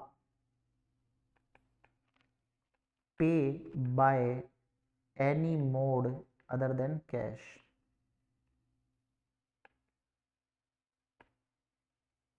अदर देन कैश। उतारिए जी फटाफट, फटाफट उतारिए।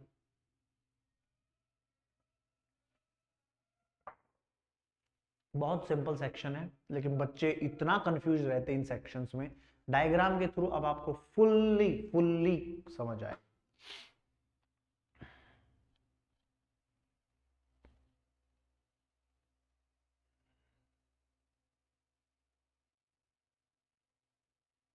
पांच सात क्लासे हो रहे हैं आपकी, डोंट वरी, मैं फिर कह रहा हूँ पछतावा नहीं होगा क्लासे बढ़ने का, लेकिन सब्जेक्ट जल्दी भगाया, हर क्लास जल्दी भगाऊंगा, जल्दी भगाऊंगा, जल्दी भगाऊंगा, मेरे दिमाग में प्रेशर रहेगा, आपके दिमाग में प्रेशर रहेगा, कंप्लीट करेंगे, कंप्लीट करेंगे, कंप्लीट करेंगे, कोई फायदा नहीं, कोई फायदा नहीं।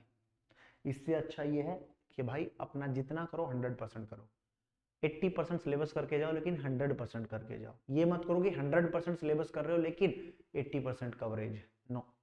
सिलेबस बेशक 80 करो, लेकिन 100% जितना करो फुल करके जाओ। चले चलिए, डिडक्शन किसको मिलेगी जी, डिडक्शन, डिडक्शन मिलेगी for self plus spouse plus dependent children. ध्यान देना जी, मैंने क्या बोला है,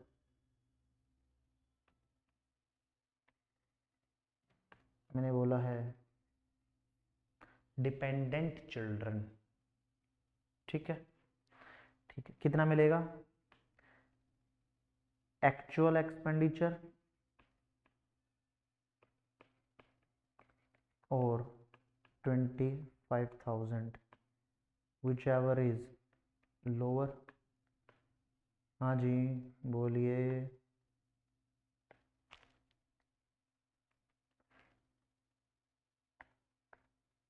एक्चुअल एक्सपेंडिचर और 25,000 which ever is lower. Parents का कितना मिलेगा सर? पेरेंट्स का भी इतना ही मिलेगा।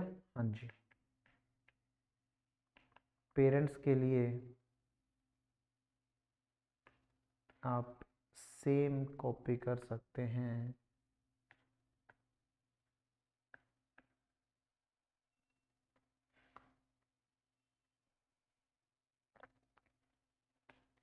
If third number, if any एक भी व्यक्ति, कोई भी, मैं खुद, बीवी, बच्चे, माँ बाप, any of the above is senior citizen, तो उस केस में एक्चुअल और 50,000 which ever is lower, which ever is lower की डिडक्शन मिलेगी। If any of the above is senior citizen, अगर ऊपर वाले में से कोई भी सीनियर सिटीजन है तो आपको डिडक्शन मिलेगी ही मिलेगी।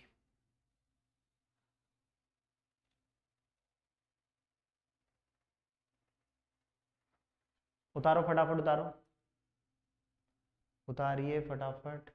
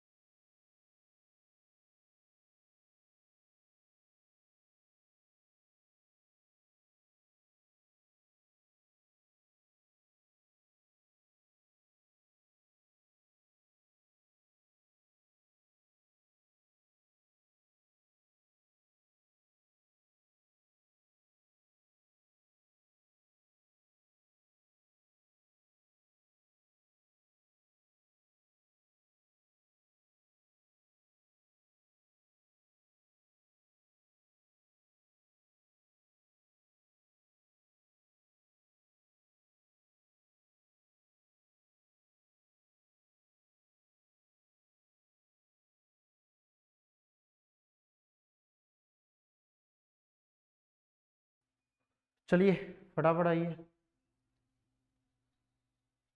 ब्रदर सिस्टर इसमें इंक्लूड करके नहीं चले हैं, ध्यान रखना, सिर्फ चिल्ड्रन है। वो बच्चा डिपेंडेंट होना चाहिए, इंडिपेंडेंट नहीं होगा।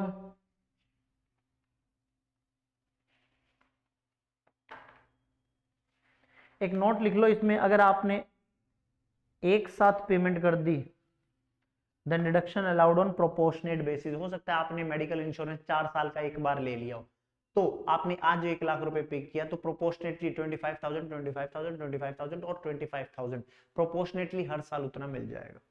4 साल का 1 लाख रुपए पे किया, 1 lakh divide by 4 divide allowed हो जाएगा। इफ नोट लिख लो बस एक छोटा सा, if lump sum payment is made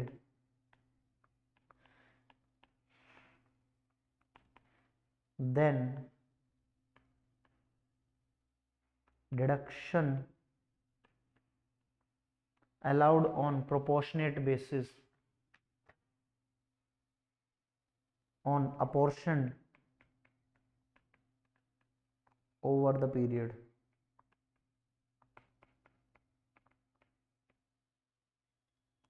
Over the period.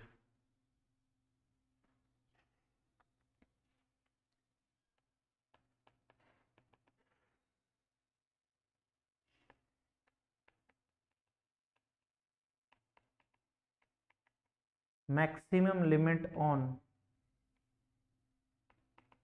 preventive health checkup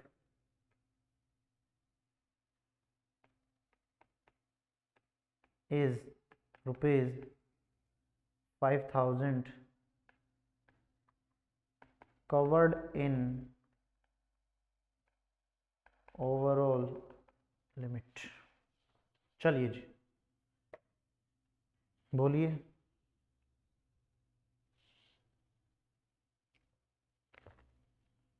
समझ आया कि नहीं आया?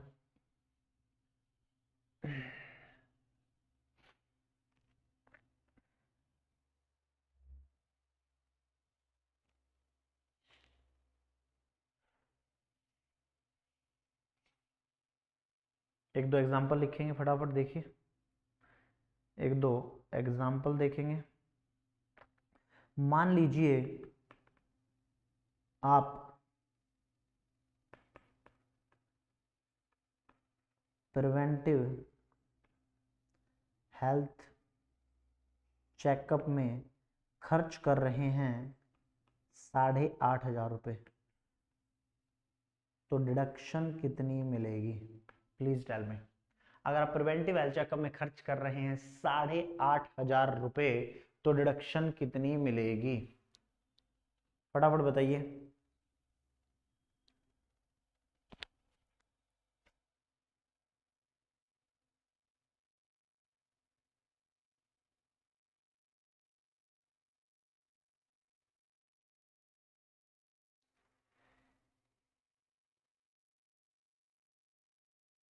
फटाफट बताइए मुझे।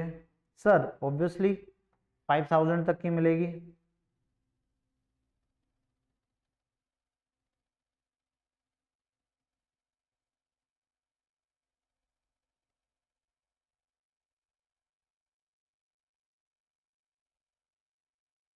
ऑब्वियसली कितनी मिलेगी? 5,000 तक की मिलेगी। तो जो डिडक्शन है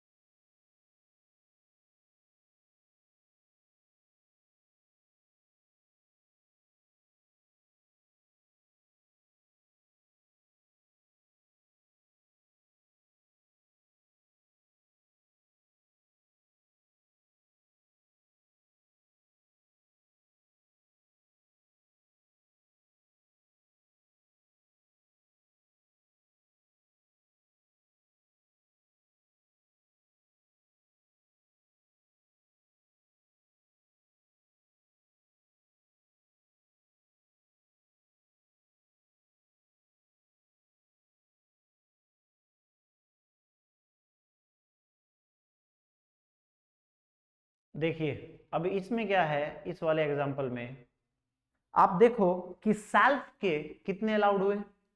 मान लो सेल्फ आपने खुद पर खर्च किए 1,800 रुपए, स्पाउस पर खर्च किए 1,800 रुपए, और पेरेंट्स पर भी खर्च किए 1,800 रुपए। किस बात के? ये किया आपने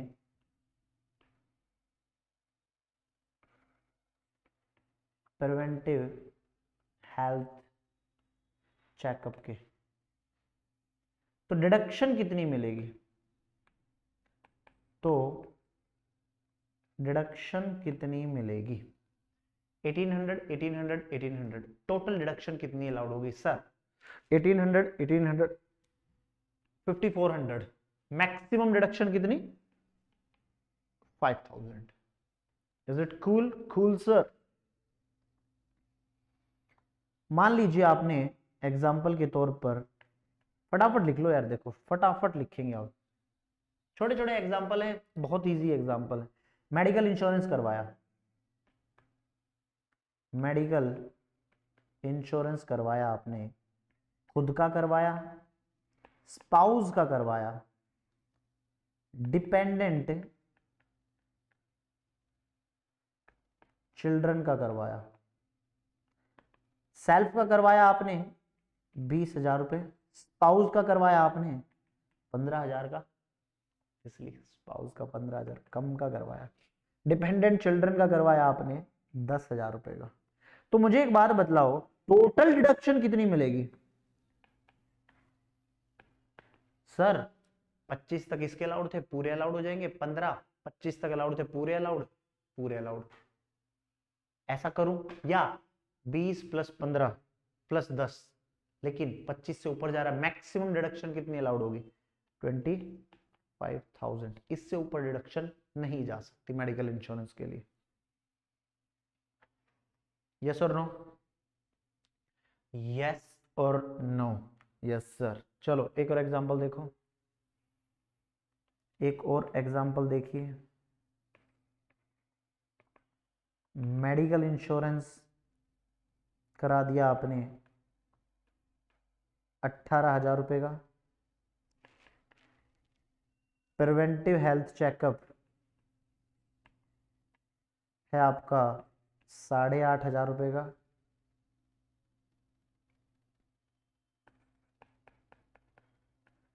अप्रूव्ड स्कीम में आपने जमा करा दिया। सर ये कौन सी स्कीम आ गई? सेंट्रल गवर्नमेंट अप्रूव्ड स्कीम, इसमें आपने जमा करा दिया, मान लो कितना करा दिया जी? इसमें भी 8,500 करा दिया, 8,000 करा दिया। चलो डिडक्शन कितनी अलाउ होगी? डिडक्शन कितनी अलाउड होगी? जल्दी से बताओ मुझे। सर डिडक्शन अलाउड हो जाएगी 18,000 प्लस 8,500 प्लस 8,000। टोटल की डिडक्शन अलाउड हो जाएगी? नो। मैक्सिमम डिडक्शन आपको कितनी मिल सकती है? सर 18,000 प्लस 8,000, ये हो गया सर मेरा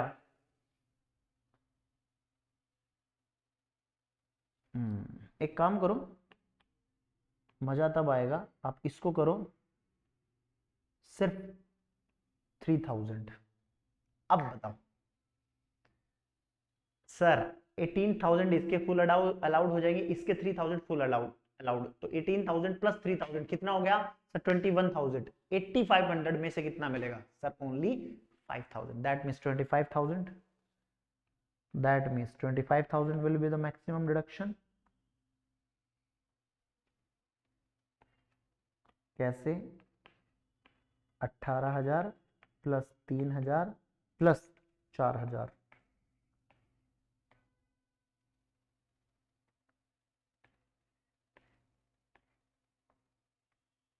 बात समझ आई कि नहीं आई? आ गई सर।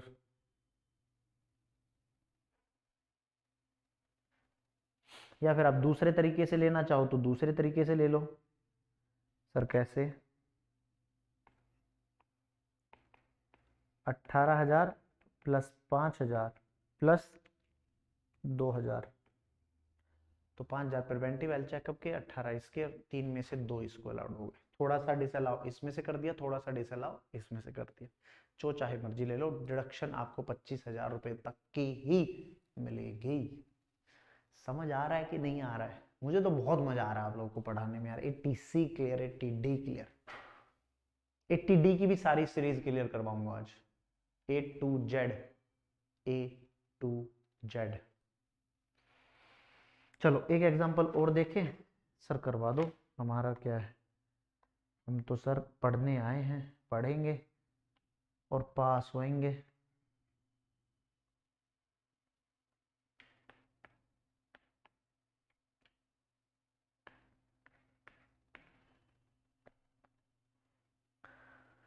मेडिकल इंश्योरेंस में, मेडिकल इंश्योरेंस में सेल्फ का कर दिया आपने कितना? मान लो 10,000। स्पाउस का कर दिया आपने 3,500, 3,500। इंडिपेंडेंट चिल्ड्रन, इंडिपेंडेंट चिल्ड्रन का कर दिया आपने 10,000। पेरेंट्स, सीनियर सिटीजन कर दिया आपने 29,000। और प्रिवेंटिव हेल्थ का कर दिया आपने 8,500। डिडक्शन बताओ कितनी होगी?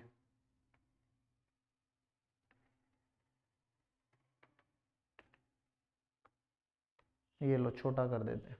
डिडक्शन बताइए कितनी होगी, सेल्फ के लिए कितनी होगी, पेरेंट्स के लिए कितनी होगी।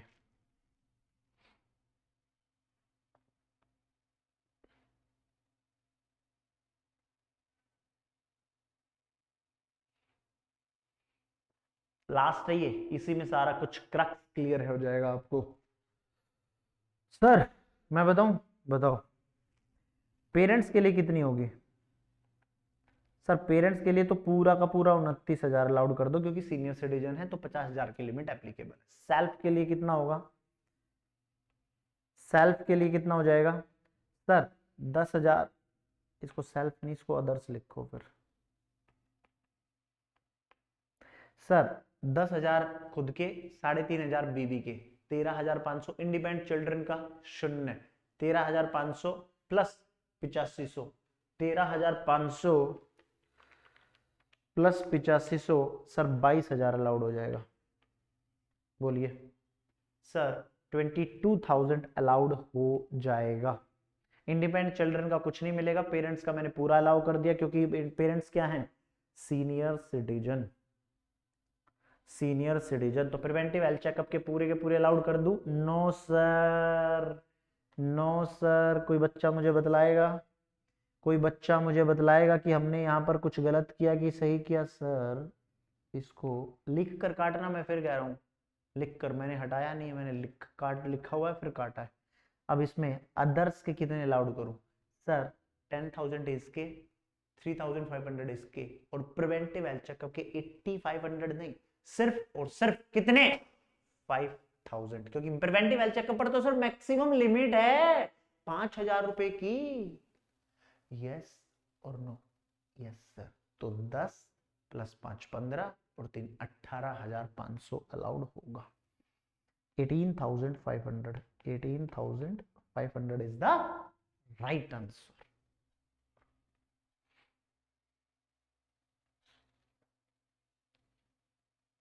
हाँ जी चले, बोलो बोलो बोलो बोलो बोलो बोलो बोलिए।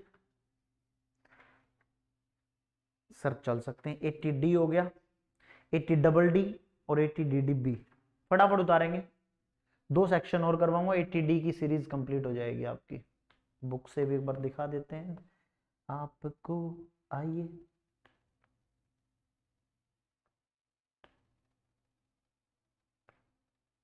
Eligible SSC individual HF resident हो चाहे नॉन रेजिडेंट हो, mode of payment other than cash आपको पेमेंट करनी। प्रिवेंटिव हेल्थ चेकअप की कैश अलाउड है। डिडक्शन कैसे मिलेगी, मेडिकल इंश्योरेंस प्रीमियम करवा लो, कंट्रीब्यूशन टू हेल्थ स्कीम करवा लो, चेकअप करवा लो। फैमिली के केस में तीनों का तीनों, पेरेंट्स के केस में कंट्रीब्यूशन टू हेल्थ स्कीम वाला अलाउड नहीं है। एचएफ के केस में ये 2 अलाउड नहीं है, बाकी अलाउड हो जाएगा। मैक्सिमम डिडक्शन 25,000 25,000 25,000 पर अगर कोई सीनियर सिटीजन हुआ तो ये 25,000 मिल जाएगी। टोटल डिडक्शन आपको 50,000 अलाउड होगी। मेडिकल एक्सपेंडिचर यस तीनों के तीनों में अलाउड होगा ही होगा। 5,000 प्रिवेंटिव हेल्थ चेकअप के अलाउड हो जाएंगे। फैमिली में डिपेंडेंट हैं चिल्ड्रन, फैमिली में डिपेंडेंट हैं चिल्ड्रन, मदर फादर होंगे, फादर इन लॉ इंक्लूड नहीं होंगे। यस और नो। अगर आपने लमसम पेमेंट कर दिया तो प्रोपोर्शनेट बेसिस पर आपको वो अलाउड हो जाएगा। यस और नो, बोलिए बताइए, पूरा इजी वे में, easy PG.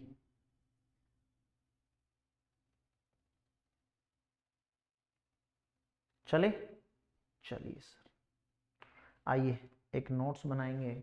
80DD disable dependent, disable dependent का फटाफट आ जाओ, फटाफट आइए।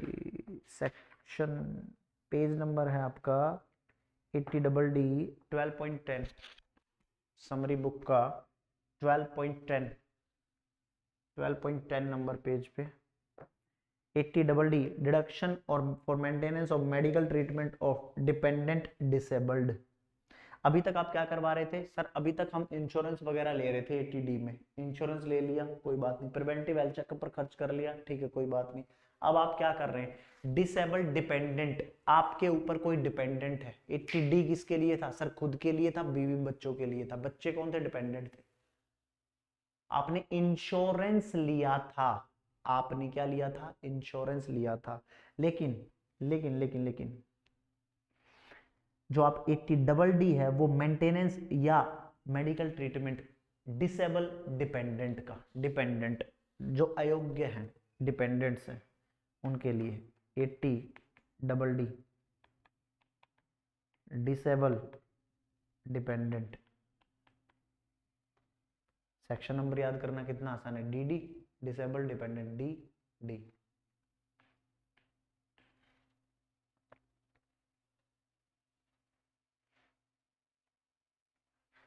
SSC कौन होगा, फटाफट लिखिए सर। SSC तो वही होगा, इंडिविजुअल होगा, HF होगा, रेजिडेंट होना चाहिए इस केस में। ठीक है जी। एक्सपेंडिचर आप किस पर करेंगे, एक्सपेंडिचर आप 3 चीजों को लेकर ध्यान रखेंगे। एक्सपेंडिचर के लिए आप 3 चीजें ध्यान रखेंगे कि आप मेडिकल ट्रीटमेंट करवा रहे हैं, मेडिकल ट्रीटमेंट करवा रहे हैं आप किसका, डिपेंडेंट का, या फिर deposit in their name, their का मतलब डिपेंडेंट, इन अप्रूव्ड स्कीम, आप उसके नाम पर पैसा कहीं जमा करा रहे हैं। अप्रूव्ड स्कीम्स हैं, आप उनमें किसके नाम पर, डिसेबल डिपेंडेंट के नाम पर। और थर्ड है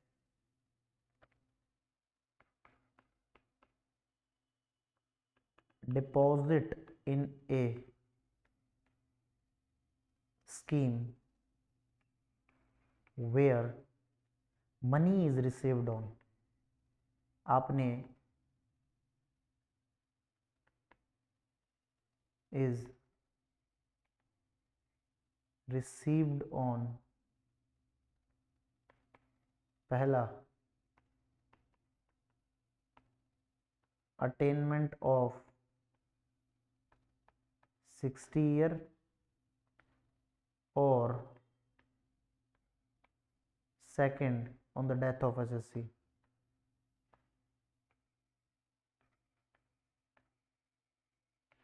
on the death of SSC।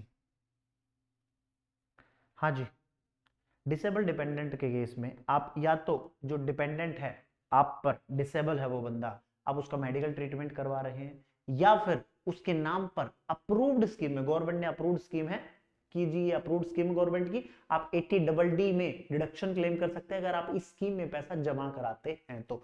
खर्चा भी हो गया, खर्चे के ऊपर डिडक्शन मिलती, बोला था ना, deduction depend upon expenditure, deduction depend upon investment. आप डिपॉजिट करवा रहे हैं, आप एक्सपेंडिचर कर रहे हैं, ट्रीटमेंट आप डिपॉजिट करवा रहे हैं किसी अप्रूव्ड स्कीम में, या फिर आप डिपॉजिट करवा रहे हैं कुछ ऐसी स्कीम में, अमेंडमेंट है ये, आप डिपॉजिट करवा रहे हैं कुछ ऐसी स्कीम में, पिछले साल आई है अमेंडमेंट, आप डिपॉजिट करवा रहे हैं कुछ ऐसी स्कीम में जो कि पैसा देगी या तो 60 साल होने पर या डेथ पर।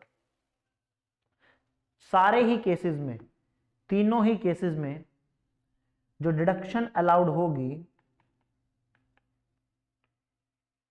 वो डिडक्शन अलाउड होगी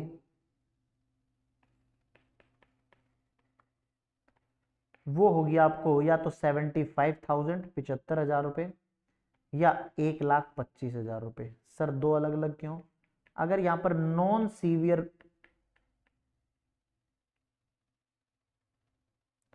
यहां पर नॉन, यहां पर अगर आपको नॉन सीवियर डिसेबिलिटी है और यहां पर आपको सीवियर डिसेबिलिटी है,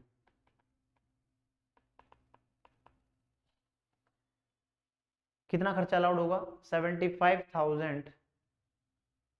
सर हमें तो दिख ही नहीं रहा, अरे ये क्या हो गया सर, ये क्या हो रहा है भाई, ये क्या हो रहा है सर, कुछ नहीं प्यार हो रहा है। देखिए जी, डिडक्शन कितनी अलाउड होगी, डिडक्शन कितनी अलाउड होगी।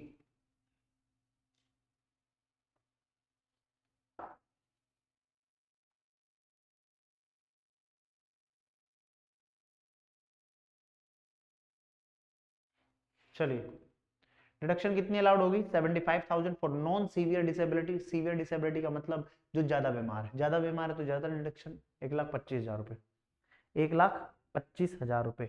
चाहे आप इस पर 1 रुपया खर्च करो, चाहे 75,000 रुपए खर्च करो, पूरी अमाउंट मिलेगी। चाहे 10 रुपए खर्च करो, चाहे 20 रुपए खर्च करो, चाहे 30 रुपए खर्च करो, चाहे 50 रुपए खर्च करो, चाहे 1 लाख खर्च करो, चाहे 50,000 खर्च करो, चाहे 80,000 खर्च करो, फुल अलाउड 1,25,000। फ्लैट डिडक्शन है ये फ्लैट डिडक्शंस हैं। ये फ्लैट डिडक्शंस हैं, याद रखना इस बात को, फ्लैट डिडक्शन। ये नहीं है कि आपने जितना खर्च किया उतना अलाउड, नो। यहां पर लोअर कहीं पर भी नहीं लिखा है, मिनिमम कहीं पर भी नहीं लिखा है, मैक्सिमम कहीं पर भी नहीं लिखा, कुछ नहीं लिखा इन्होंने, सीधा बोला 75,000 रुपए, 75,000, 1,25,000। बात समझ आई? डिपेंडेंट कौन होना चाहिए? डिपेंडेंट होने चाहिए आप पर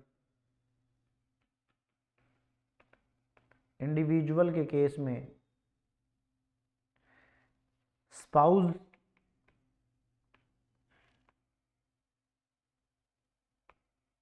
brother, sister, children, parents. Brother sister पिछले वाले में कवर नहीं थे, यहां पर कवर हैं, यहां पर कवर है। एचएफ के केस में कोई भी मेंबर, एचएफ के केस में एनी मेंबर, कोई भी मेंबर, कोई भी मेंबर चलेगा।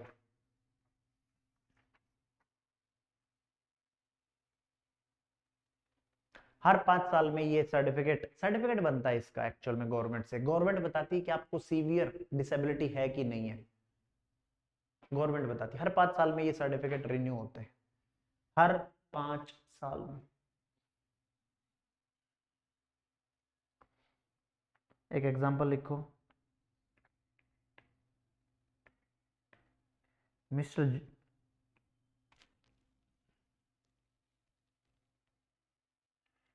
Joy, Mr. Joy spent 20 spent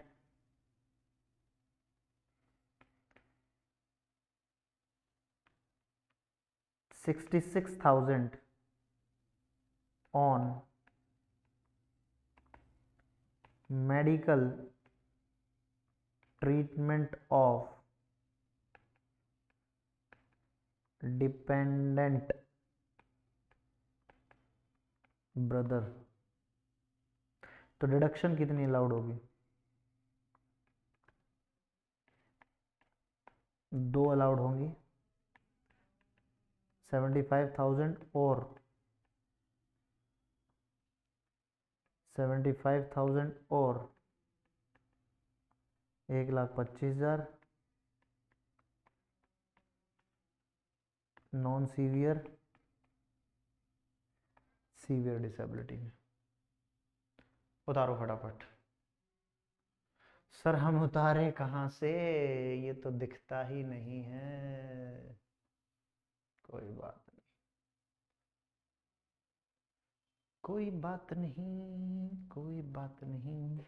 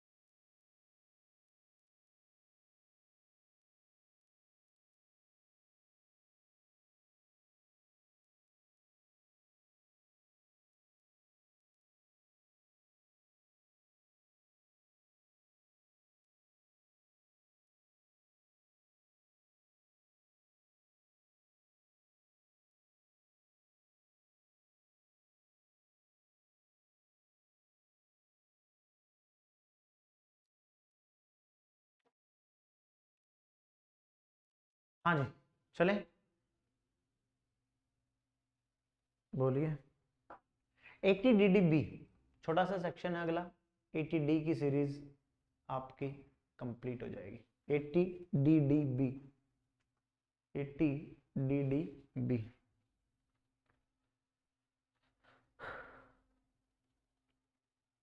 specified disease. 80D में क्या करवा रहे थे सर, मेडिकल इंश्योरेंस ले रहे थे। 80DD में क्या था सर, डिसेबल डिपेंडेंट था, उसका मेडिकल ट्रीटमेंट करवाते रहे या उसके बिहाफ पर अप्रूव्ड स्कीम में पैसा जमा करवा रहे थे। 80DDB स्पेसिफाइड डिजीज है, उनका ट्रीटमेंट होगा। Expenditure on 80DDB expenditure on specified disease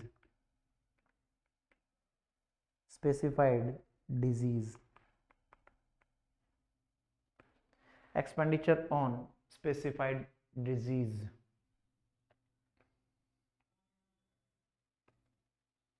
expenditure on specified disease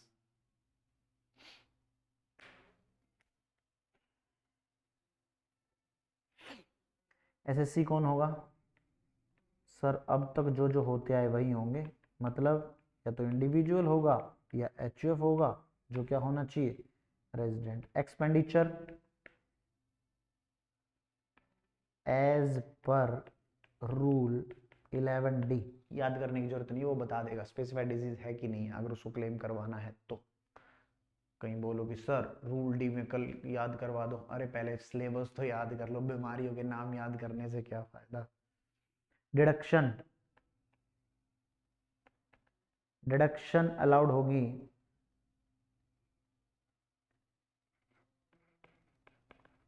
senior citizen के केस में एक्चुअल और 1 लाख रुपया, which ever is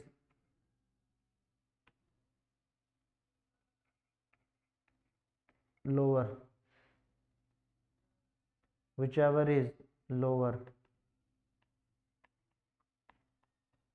non senior citizen के केस में 40,000, एक्चुअल और 40,000 whichever is lower। एक्चुअल और 40,000 whichever is lower। डिपेंडेंट कौन होना चाहिए, डिपेंडेंट होना चाहिए आपका इंडिविजुअल केस में सेल्फ, पेरेंट्स, ब्रदर, सिस्टर,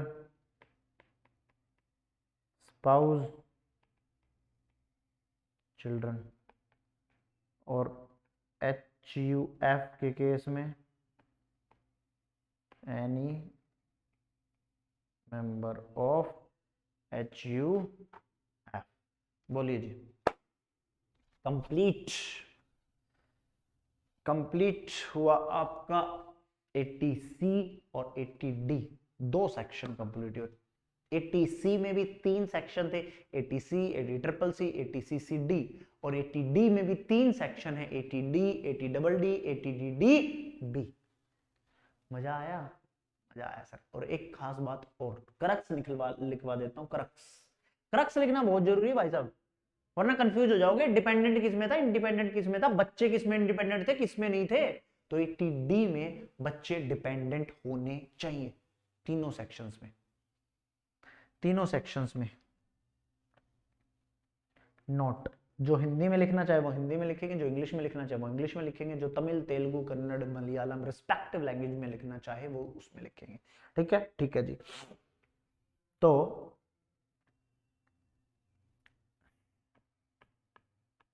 मैं बताऊंगा अभी क्या लिखवा रहा हूं। तीनों सेक्शन में चिल्ड्रन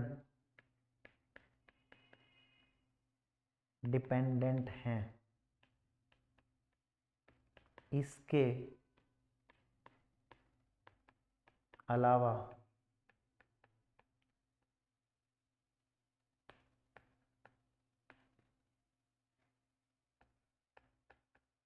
किसी और डिडक्शन में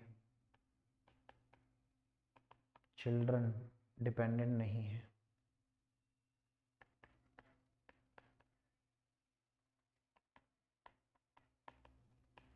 क्रक्स, तीनों सेक्शन का मतलब 80D, 80DD, 80DDB। इन 3 सेक्शंस, इंग्लिश वाले इंग्लिश में लिख लो, रिस्पेक्टिव लैंग्वेज वाले रिस्पेक्टिव लैंग्वेज में लिखो। इन 3 sections children are dependent children. Apart from these 3 sections there is no other section for deduction for dependent children.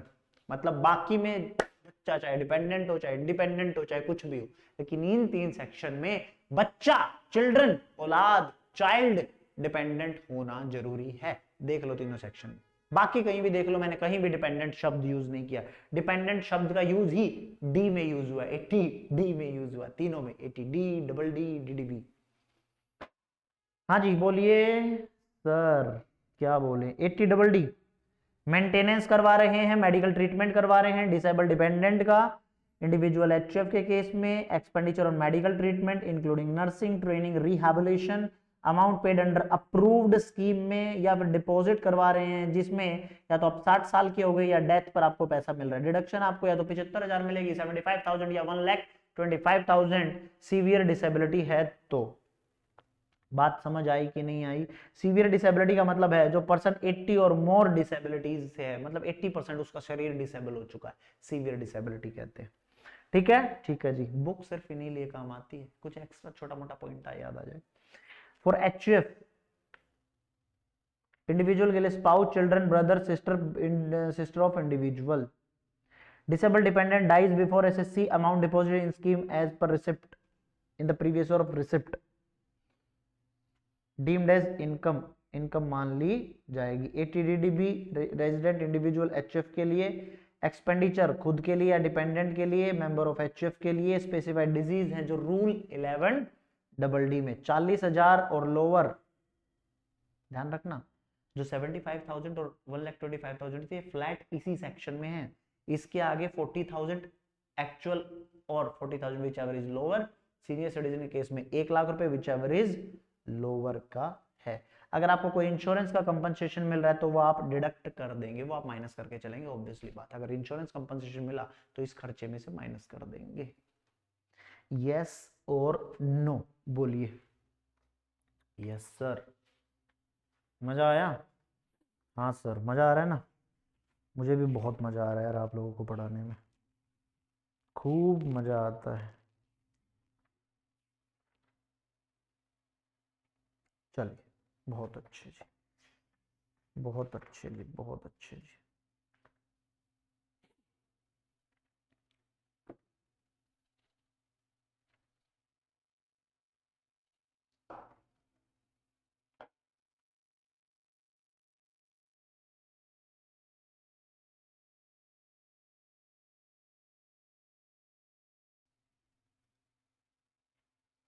हाँ जी बोलिए आगे। सेक्शंस, मोटा मोटी सेक्शंस आपके जो मोस्ट इंपोर्टेंट थे ना, मोस्ट इंपोर्टेंट 6 ही सेक्शन होते हैं जो एग्जाम में घुमा फिरा के उन्हीं से पूछता है। 80C, CCD, 80CCC और 80D, डबल डी, 80DDB। अब जो सेक्शंस आ रहे हैं वो इंडिविजुअली चलेंगे, सब individually. 80QQB, RRB, 80E, 80EE, 80U, 80JJAA, ये अलग अलग इंडिविजुअल सेक्शंस चलेंगे। जो सीरीज में थे वो 2 की सीरीज थी। बरोबर बरोबर सर। चलिए एक एक करके आगे के आने वाले सेक्शंस देखते हैं कि और आगे आने वाले सेक्शंस में क्या है। जहां जरूरत पड़ी वहां मैंने एग्जांपल आपके लिखवाए ताकि आप लोगों को कोई कंफ्यूजन ना रहे। धन्यवाद। आप लोगों को कोई कंफ्यूजन ना रहे। बाकी हम चेक करते हैं एक बार कि और क्या क्या हो सकता है। मोस्ट प्रोबब्ली कल ये चैप्टर खत्म हो जाएगा, मोस्ट प्रोबब्ली क्या खत्म ही हो जाना, बहुत छोटा सा चैप्टर था।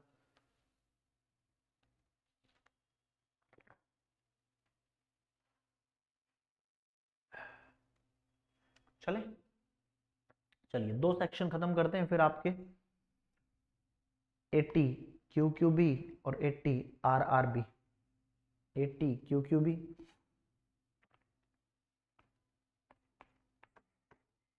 80 Q Q B, royalty on books. Sir ये रॉयल्टी कौन से हेड में टैक्स होती है? सर ये रॉयल्टी कौन से हेड में टैक्स होती है? रॉयल्टी बच्चे टैक्स होती है आपकी रॉयल्टी आपकी कहां टैक्स होती है? अमूमन तौर पर आईएफओएस में टैक्स होती है, लेकिन अगर आपका बिजनेस ही है फिर वो पीजीबीपी में चली जाएगी। ठीक है, ठीक है सर। चलो, royalty on books. Royalty on books individual के केस में जो रेजिडेंट होगा वो क्लेम कर सकता है। वो क्या होना चाहिए? वो सर ऑथर होना चाहिए। ऑथर होना चाहिए अगर उसको अमाउंट रिसीव हुई, अमाउंट रिसीव्ड। दो तरीके से रॉयल्टी मिल सकती है, दो तरीके से रॉयल्टी मिल सकती है। कैसे कैसे सर? एक तो लमसम मिल सकती है, लमसम रॉयल्टी,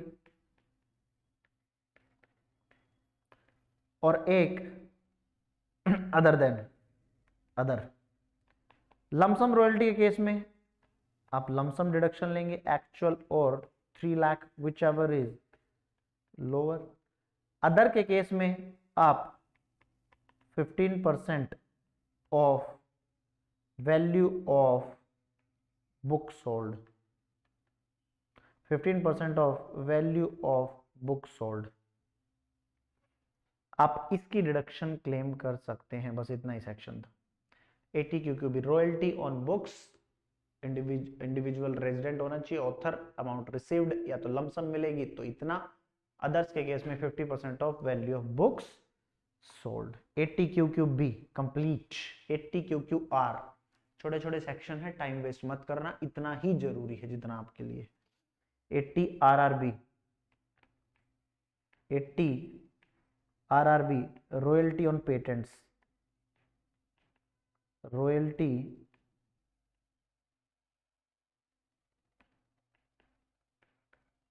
ऑन पेटेंट्स।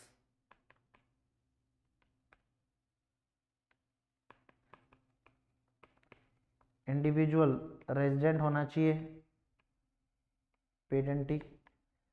दो तरीके से आपको रॉयल्टी मिलेगी, एक मिलेगी रिसीव्ड इन इंडिया,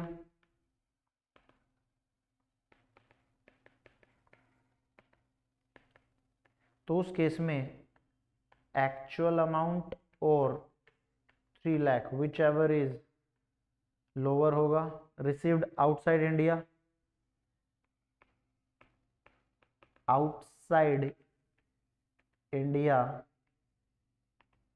रिसीव कर रहे हैं आप, तो उस केस में अमाउंट ब्रॉट टू इंडिया और 3 lakh whichever is lower. और देखिए जी 80 RRB royalty on patent, individual resident होना चाहिए पेटेंटी को, अमाउंट अगर इंडिया में मिल रही है तो एक्चुअल और 3 लाख, और अगर आउटसाइड इंडिया मिल रही है तो जो भी वो इंडिया में लेकर आएगा और 3 lakh whichever is lower.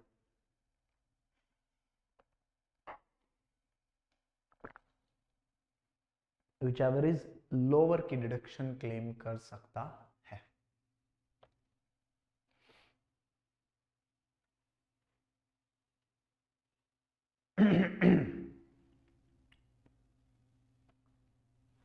Section देखें एक बार बुक से फटाफट। ये वाला डायग्राम, ये वाला डायग्राम, जिसको जोन सा उतारना है फटाफट उतारो, बुक से फिर रीड करवाता हूं आपको। क्या हुआ तेरा वादा, वो कसम, वो इरादा।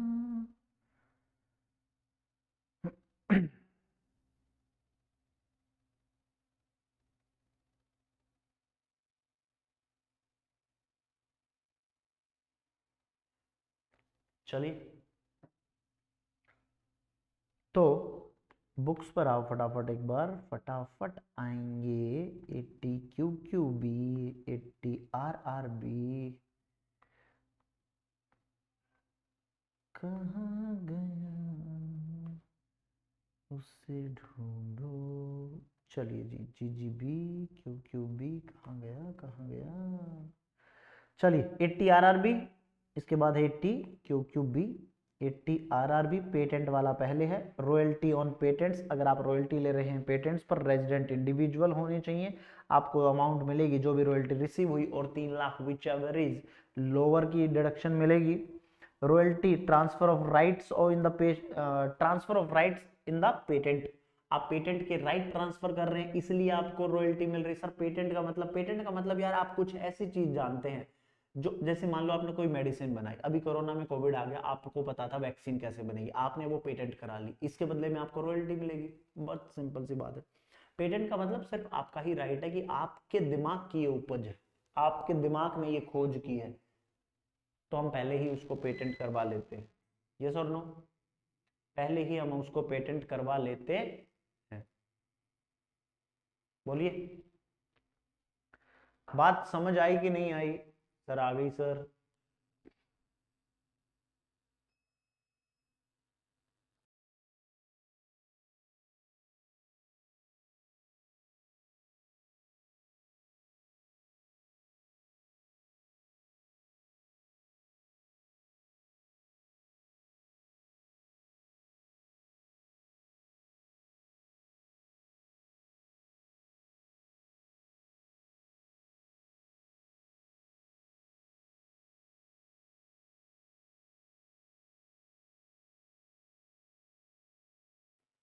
चले,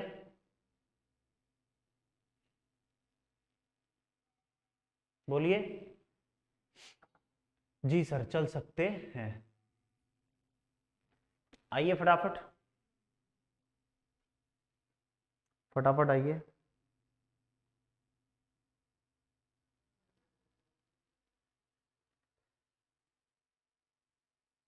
रॉयल्टी फ्रॉम फॉरेन कंट्री, अगर आप एक, ये दोनों पॉइंट में कवर होके चलेगा, ये वाला पॉइंट कि अगर आप फॉरेन कंट्री से कोई भी पैसा ला रहे हैं तो वो 6 महीने के अंदर अंदर, या आरबीआई उसको जो भी टाइम अलाउड करे, आप उसके अंदर अंदर इंडिया में पैसा वो ले आएंगे। ये याद रखना, ये बात याद रखना कि अगर आप इंडिया के बाहर से कुछ भी पैसा लेकर आ रहे हैं, अगर आप इंडिया के बाहर से कुछ भी पैसा लेकर आ रहे हैं तो वो 6 महीने के अंदर अंदर आप वो पैसा लेकर आएंगे। यस और नो?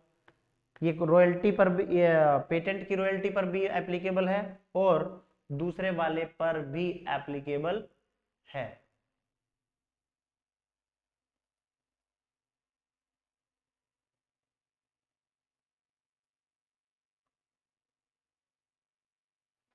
कुछ तो हुआ है हमें भी पता है। क्या हो गया है? मुझे लग रहा है सॉफ्टवेयर का कुछ इश्यू चल रहा है इसमें। चलिए देखेंगे एक बार फटाफट। अरे यार क्या दिक्कत है।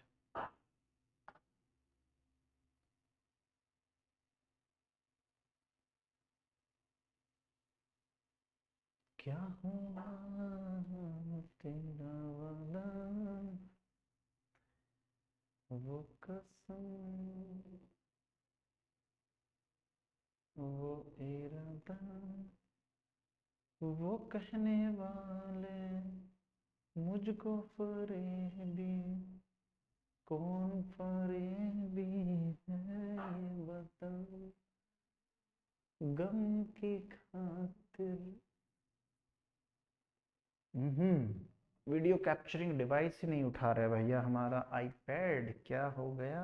आप एक बार खुद से रीड करो 80 क्यू क्यू बी 80 आरआरबी, तब तक 80 क्यू क्यू बी 80 आरआरबी दोनों के दोनों में। बस एक बात याद जरूर रखना, अगर आपको रॉयल्टी मिल रही है फॉरेन कंट्री से, चाहे वो पेटेंट के लिए मिल रही हो चाहे वो बुक्स के लिए मिल रही हो, तो उस केस में आप क्या करेंगे? सर उस केस में हम सिंपल सिंपल क्या करेंगे? सिंपल सिंपल आप 6 महीने के अंदर, या आरबीआई आपको कितना टाइम परमिट करता है, आप उसके अंदर अंदर उसको लेकर आएंगे इंडिया में। रॉयल्टी फ्रॉम फॉरेन कंट्रीज आप उसको 6 महीने या आरबीआई जो भी टाइम अलाउड करेगा, आप उसको उसके अंदर इंडिया में लेकर आएंगे।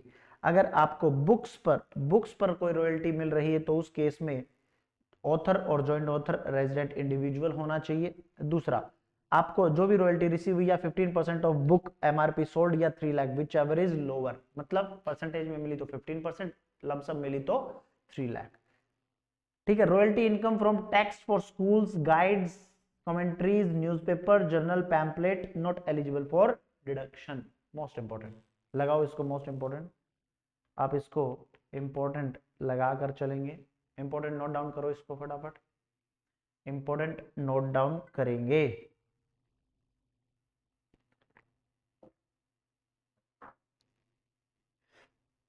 ठीक है, ठीक है जी, चलिए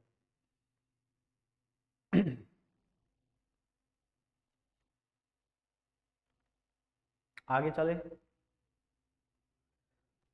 जी सर। दो सेक्शन और है मेरे, ATTT A, ATTT B, ATTT A, ATTT B, दोनों के दोनों सेक्शन डिडक्शन पर है कि आपको कुछ भी अगर इंटरेस्ट मिलता है, बड़ा परेशान कर दिया। चलो अभी इसका एक पार्ट यहीं रखते हैं वीडियो का, दूसरे पार्ट में मैं आपसे मिलता हूं, ताकि मैं एक बार ये सिस्टम को थोड़ा सा एक बार टेक्निकल बंदे को दिखा के ठीक करा लेता हूं। मिलते हैं आपसे नेक्स्ट पार्ट में। Thank you.